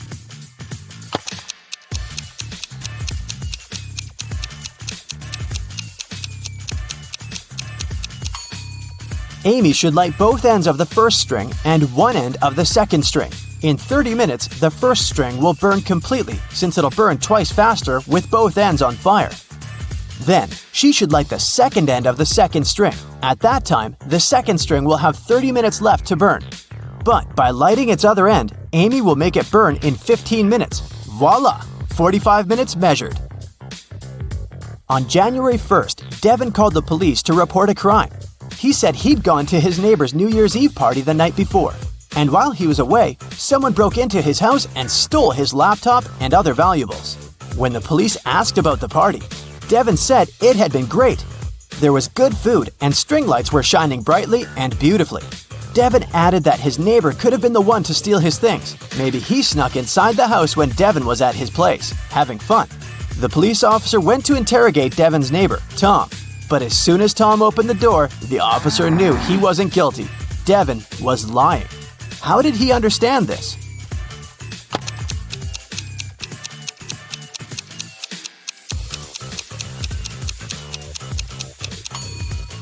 Look at the string lights on the tree. They're missing 3 bulbs.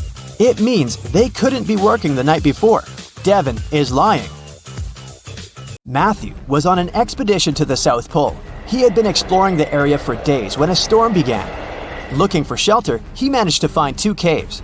In the first cave, there was a very hungry-looking polar bear. In the second cave, the air was filled with toxic gas. Which cave should he choose?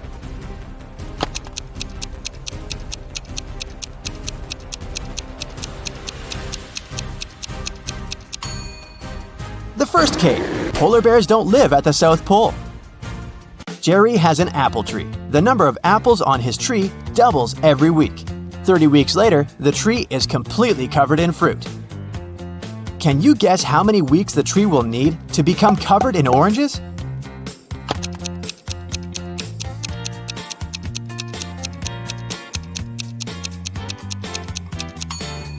Oranges don't grow on apple trees, but if I asked you about apples, the answer would be 29 weeks, because, as we know, the number of apples doubles every week.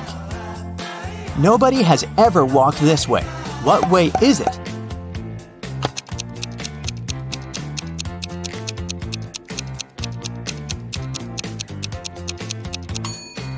The Milky Way.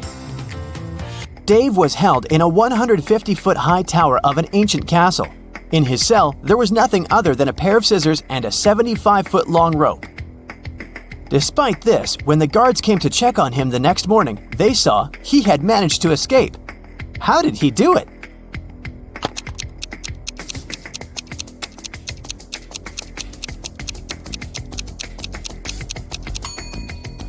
He cut the rope in the middle, but rather than cutting it across, he cut it along. Then, he tied both pieces of the rope together and safely got down to the ground. Genius, huh? On the outskirts of the town, there was a haunted house. A group of friends decided to check it out. They went there at night, but as soon as they got there, one of the friends, John, refused to go inside and tried to stop the others. But they just laughed at him and went inside, leaving him behind. There were several terrible crashing sounds coming from the house. And then everything went still. John never saw his friends again. How did John understand that there was something seriously wrong with the house?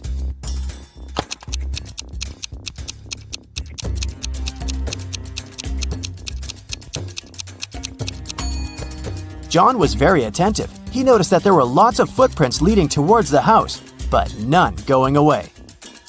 Rachel was in her office when security called her, saying there was a robber in the building and he was trying to escape. She ran to the elevators to get outside.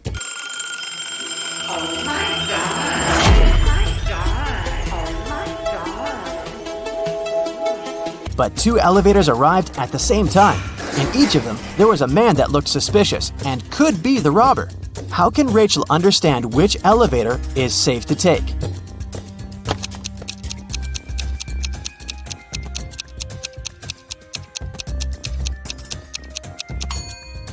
The one that's going up. If the robber is trying to get out of the building, his elevator will be going down. So Rachel should take the one going up. Hey, how about some tricky riddles that will put your brain to work? Ready? How fast can you solve this one? Grace has 7 sons and each of them has a sister. How many children does Grace have in total?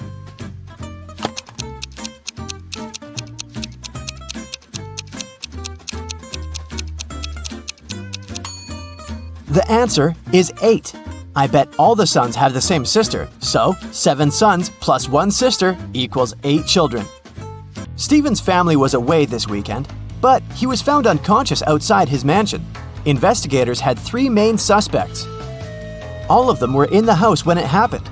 The first person was Maya, but she claimed to be innocent. "I was cleaning the house in the morning and I took a nap in the afternoon," she told the investigators. John, the butler, said, "I was told to check the food inventory in the afternoon." And the last person to be interrogated was James, the driver. He claimed he'd been far away from the house that day. "Yeah, I was driving the boss's children to a garden party." Which of these people do you think is guilty?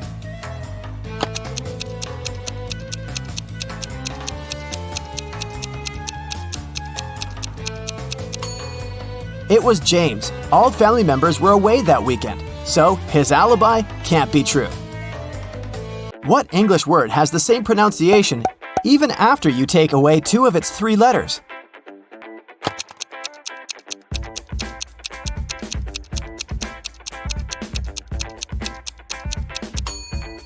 It's B. Phew, that one took some work. Look at these images and try to guess what's wrong.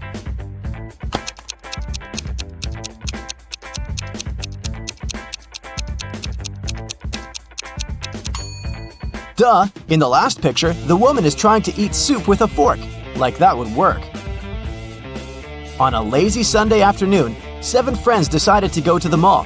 Esme, Evelyn, and Elise grabbed a cup of coffee each, while Ava, Ella, and Emma decided to drink some refreshing soda. Using this logic, can you figure out if Esther chose to drink coffee or soda?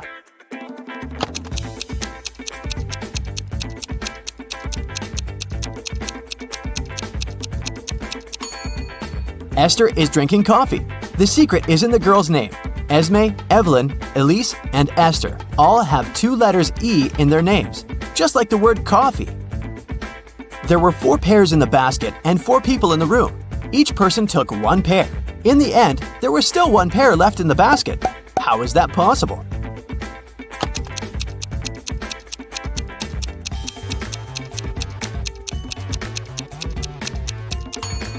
The last person took a pair that was still lying in the basket. Mary's birthday was coming up and she decided to treat herself to a relaxing day at the spa. During a massage, Mary dozed off. When she woke up, the money she had in her purse was missing. Oh no! Mary had 3 suspects. The cashier, Erica, claimed, "I was having lunch in the back." Catherine, the masseuse, said, "I went to the back of the store to get some extra oil." The last person was Monica. She was another customer. She said she hadn't seen anything and had just been waiting for her appointment. Can you tell which one is the culprit?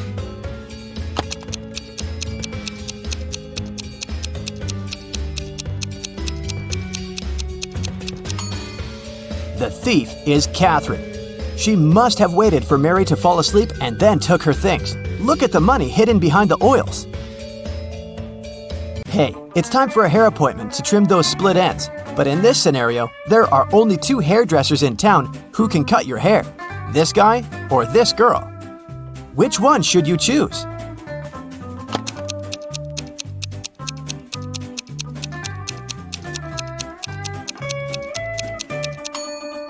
The girl, of course. If there are only 2 hairdressers in town, that means they cut each other's hair.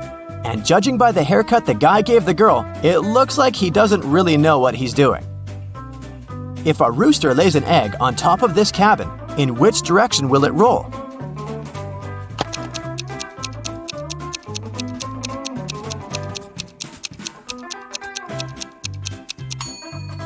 Aha! Roosters don't lay eggs, so it wouldn't roll anywhere.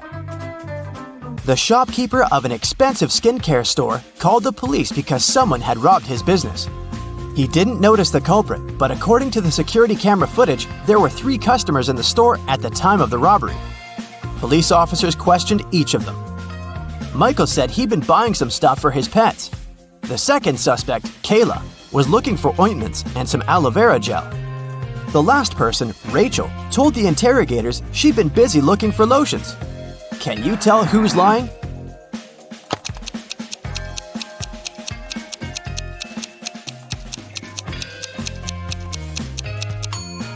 Michael is the culprit. The skincare store doesn't sell pet products. Duh. Peter is a rich man who owns a lot of expensive jewelry. One day, he woke up and noticed that all of it had been stolen. Uh-oh. He called a private detective to solve this case. Peter's wife Carla was the first one to be interrogated. "I was showering at the time," she said nervously. Bianca, the housekeeper who had been working for the family for years, was not in the house. She said, "I was cleaning the garage."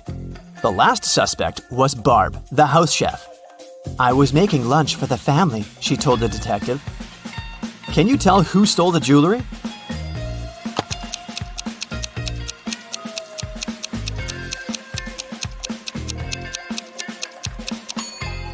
It was Barb, of course.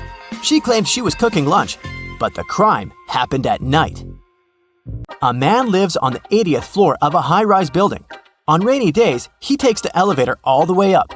But on sunny days, he only takes the elevator halfway to his floor. And then, he takes the stairs the rest of the way. Why does he do this?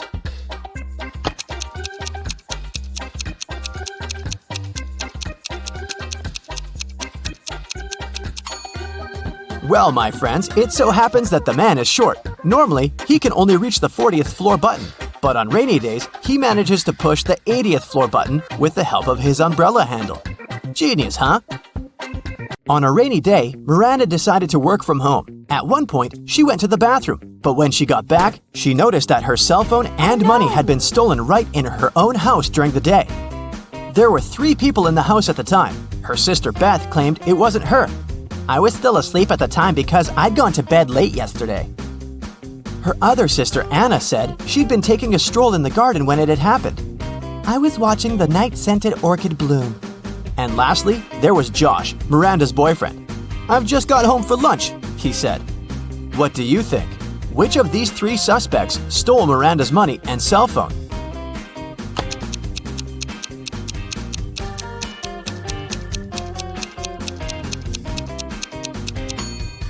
Anna is the culprit, of course. Night-scented orchids only bloom at night, so she probably sneaked in and grabbed Miranda's things while the girl was away. A farmer rode into the village on Monday. He stayed in the village for 4 days and rode out on Monday. How is that possible?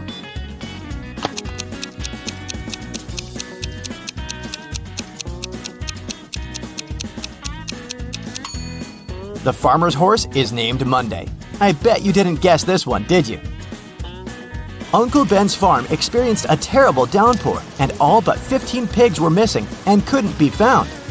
How many pigs are still in the barn?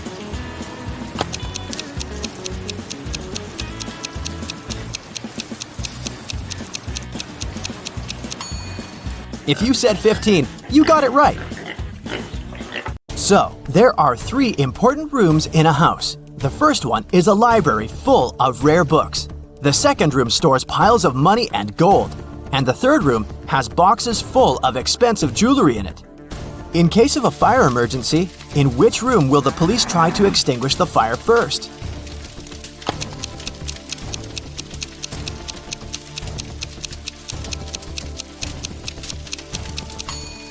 The correct answer is none. Police officers don't fight fire. That's the job of firefighters. Virginia accidentally sent an email to her boyfriend instead of her best friend. She didn't want her partner to see it, so she took his laptop while he was sleeping and tried to delete the message. The laptop required a password to unlock. Luckily, there was a post-it with a hint. History, 3. Music, 5. Book, 2, 3, 1. Yellow, 1. What's the passcode?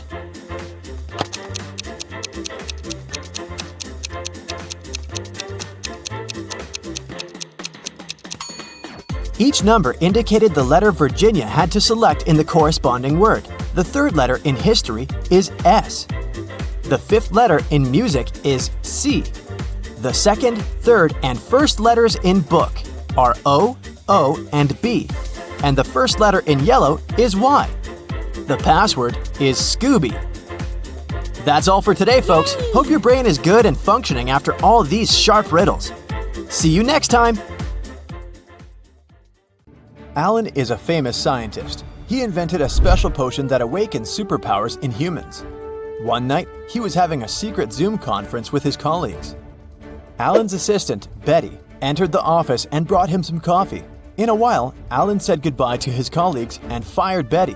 Why?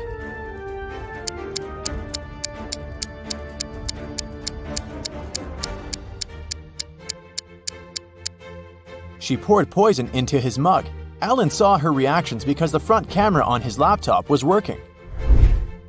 Later that day, Alan went to the basement where he kept his secret invention. Unfortunately, someone broke into his safe and stole the potion. Alan interrogated 3 of his co-workers in the building. Will said, "Sorry, bro, I've spent the last 24 hours watching rats for my research." Peter said, "I didn't even know they had a basement. You're full of surprises, man." And Diana said, "I think we heard weird noises from your office 2 hours ago." Who stole the potion?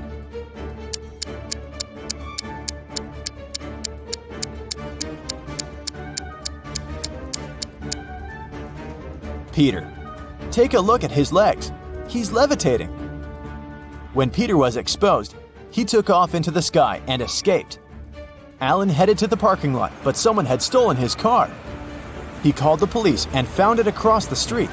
The thief hit a tree and escaped. The police interviewed 3 suspects. Lily said, "I'm a courier. I came here to deliver food for the lab workers." Nina said, "I'm from a cleaning company. I'm here to clean, not steal cars." Bob said, "I parked my car to get some coffee. I didn't see any crimes." Can you guess who stole the car?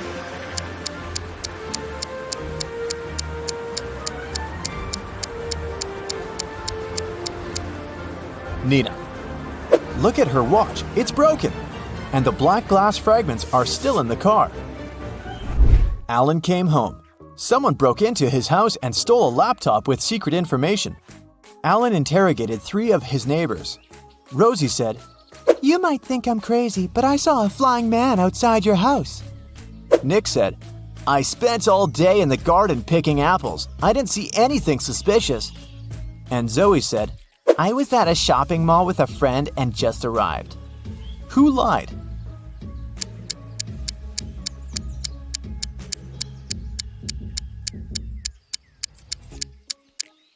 Zoe said that she had been shopping but didn't carry any bags. Suspicious, but possible. Meanwhile, Nick said that he'd been picking apples, but all the apples in the garden are still on the trees. So the liar is Nick. Alan went to the airport to take a flight to Argentina. He wanted to consult with his colleagues about Peter, but there were a lot of people who wanted to fly away too. Online booking stopped working, so there was a long queue. Alan is the 20th from the bottom in a line of 100 passengers. What's his position at the top of the queue?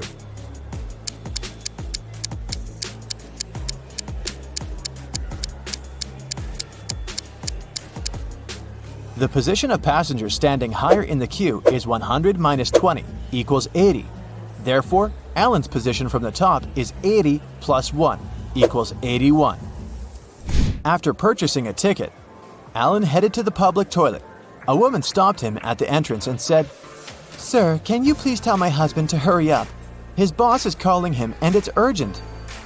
Alan agreed, went into the toilet and looked at the stalls. He found the woman's husband right away just by looking at his feet. What about you?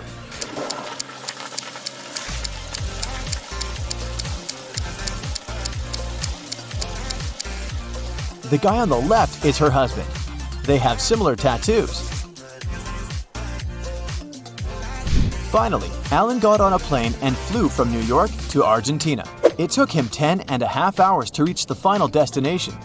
After spending 3 days in Argentina, Alan flew back home. However, it took 630 minutes this time. even though the plane flew at the same speed. Can you guess why?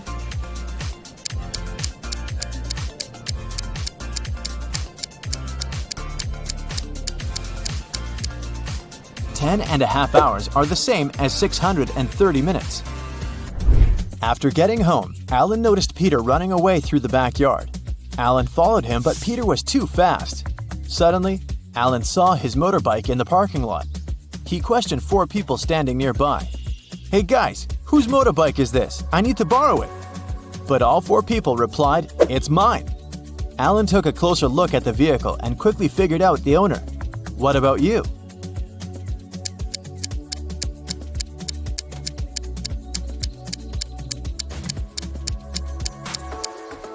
The third guy is the owner. He's the only person who's not wearing or holding a helmet. His helmet is attached to the bike. Alan hit the road. He wanted to get to his lab to make an antidote for Peter as soon as possible. There are 4 possible ways to get there. Can you guess which way is the shortest?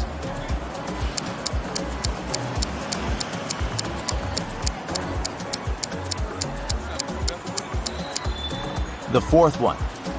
The trick to solving this maze quickly is to start drawing from the end. Someone filled Alan's lab with sleeping gas.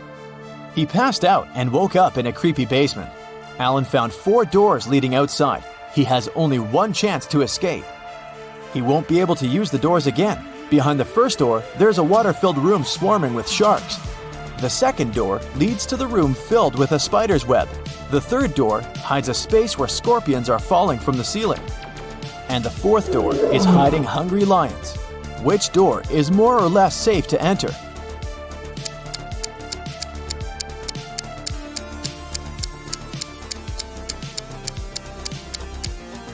Alan should choose the second door. Although crawling through spiderwebs might be gross, he'll be okay. Alan arrived at Peter's house. Peter lives with 2 roommates, his friend Sam and his brother George. Can you guess which one of these bedrooms belongs to Peter?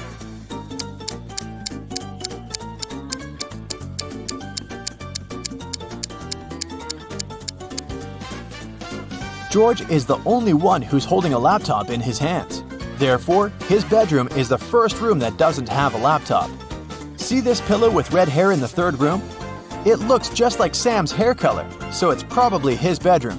Therefore, Peter lives in the 2nd room. Peter apologized to Alan for stealing his invention and asked him not to call the police. Alan offered Peter to play a game. He gave Peter 100 pills, 50 red and 50 blue, and 2 empty boxes. Alan said, "I will leave the room for a while, and I'll need you to place all the pills in 2 boxes. When I come back, I'll draw a pill from any of the 2 boxes, and if the pill's blue, I'll forgive you. Keep in mind that no box can be empty, and you gotta place all 100 pills in one of the 2 boxes. Good luck." How can Peter raise his chances of winning?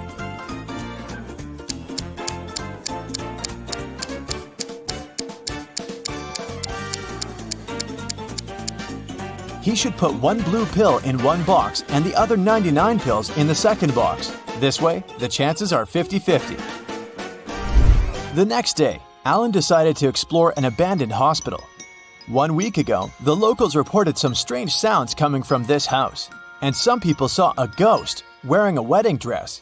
As soon as he entered the building, he heard screams from the attic. Alan walked upstairs and found a wedding dress in a closet nearby.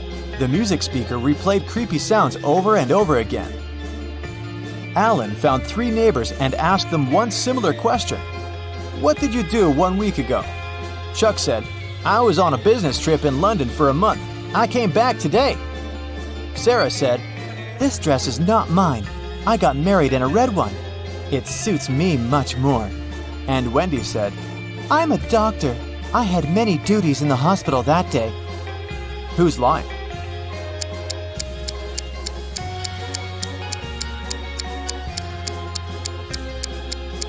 Sarah. Alan didn't mention the dress, but she started making excuses anyway. Peter was fond of collecting rare coins. When he was 20 years old, he bought a special box to collect his coins. On his every birthday, he put 250 coins in the box. Meanwhile, his sister, who was also fond of collecting coins, took out 50 coins from Peter's box on her birthday. Peter was very surprised at his 60th anniversary when he opened his box. There were only 500 coins inside. How can this be possible?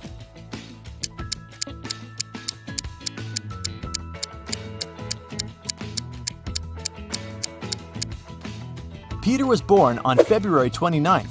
Thus, he put 250 coins every 4 years.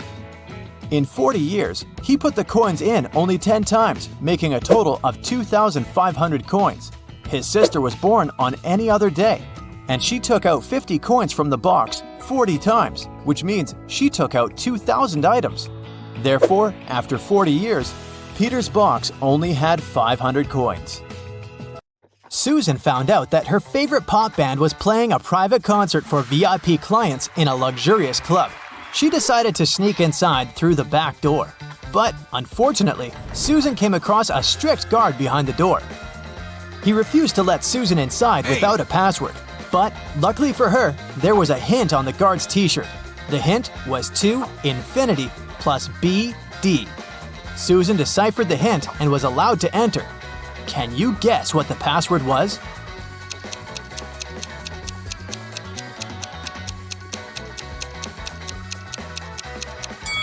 It was to infinity and beyond. After the concert, Susan met up with her friend Bobby. Bobby was an expert in ghost activity. He invited Susan to go ghost hunting to a creepy old hotel. Of course, Bobby had state-of-the-art equipment. Once they arrived at the hotel, his equipment indicated there was strong paranormal activity going on. It looked like the ghost had a sense of humor and wanted to play hide-and-seek with them before it revealed itself. It led Bobby and Susan into a room with 4 doors. Each door had an inscription on it with some clues. The sign on door A said, "It's behind B or C." The sign on door B claimed, "It's behind A or D." Door C said, "It's in here." And door D stated, "The ghost isn't here." Bobby and Susan looked very confused until a note appeared next to their feet. It said, 3 of the inscriptions are false and 1 is true. Can you guess which door leads to the ghost?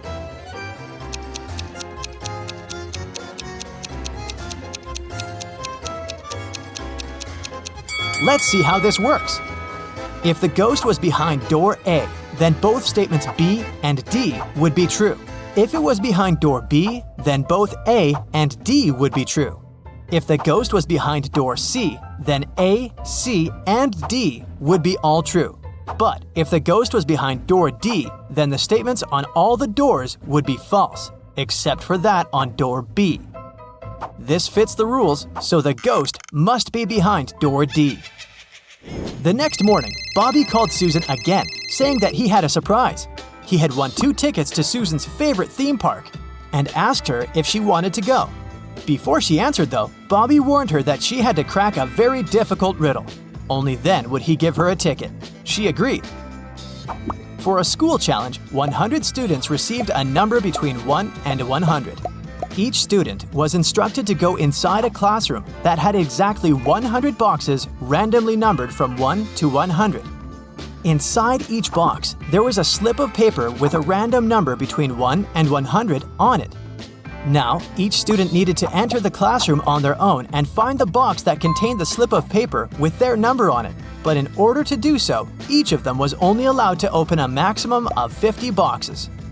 They were instructed to leave the room exactly as they found it, and they weren't allowed to communicate with other students once they'd left the room.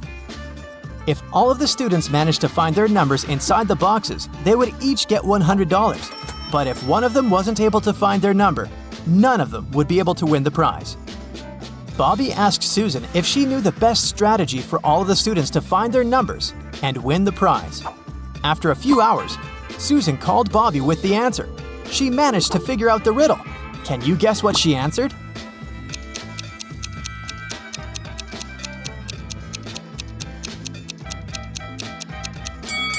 This riddle isn't obvious, but let's see how it works. If each student searched for their numbers randomly, they would each have a 50% chance of finding the box with their number inside. This is because there were 100 boxes and they were allowed to look inside 50 of them. However, the probability of all of them finding their own number following this random strategy is absurdly small. So, to increase their chances of collectively finding their numbers, they would need a better approach. The students could use something called the loop strategy. After entering the classroom, they should go directly toward the box that has their number on top of it. The number inside probably won't be their number, but that's okay.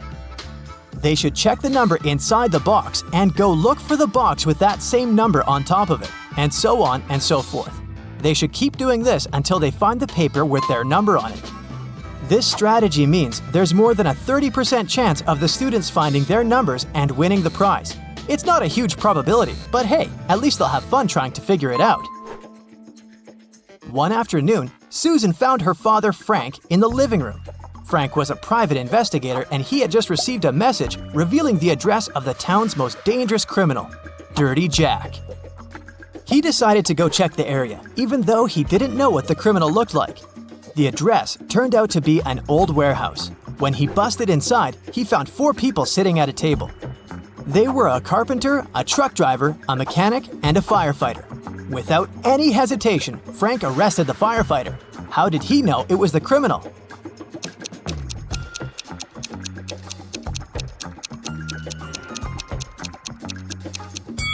The firefighter was the only man in the room. The rest of the people were women. Bobby and Susan decided to go grab a cup of coffee. But when their orders arrived, Bobby's drink came with a fly in it. He called the waiter and asked him to change his cup. The waiter brought him another cup of coffee, but 2 seconds later, Bobby called the waiter again and said, "Hey, that's the same cup." How did he know?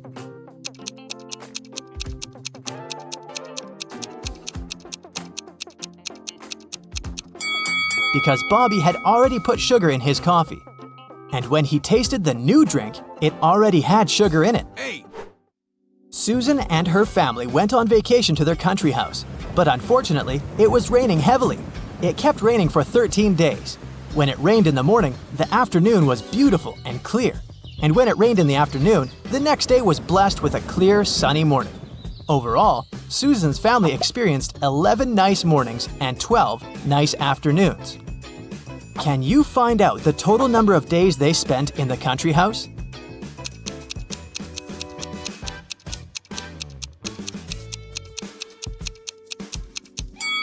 The total number is 18 days. Here's how you can figure it out. Let's call clear afternoons X, clear mornings Y, and periods of time with no rain O. This equation represents the number of days with rain, X plus Y equals 13.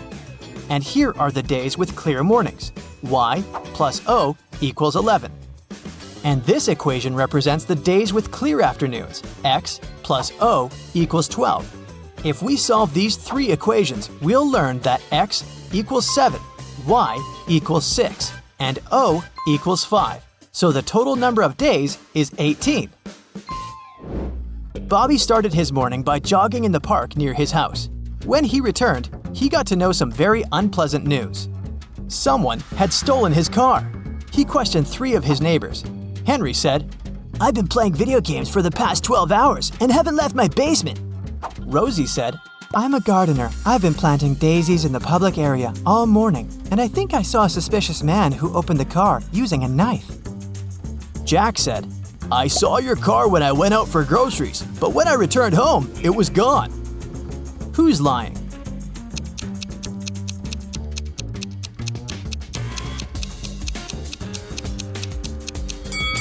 Rosie. She said she planted daisies, but look, there are only rose bushes in this area. One day, Susan found a box on her desk with a note that read, "What can run but never walks, has a mouth but never speaks, has a head but never weeps, has a bed but never sleeps." Can you decipher this riddle?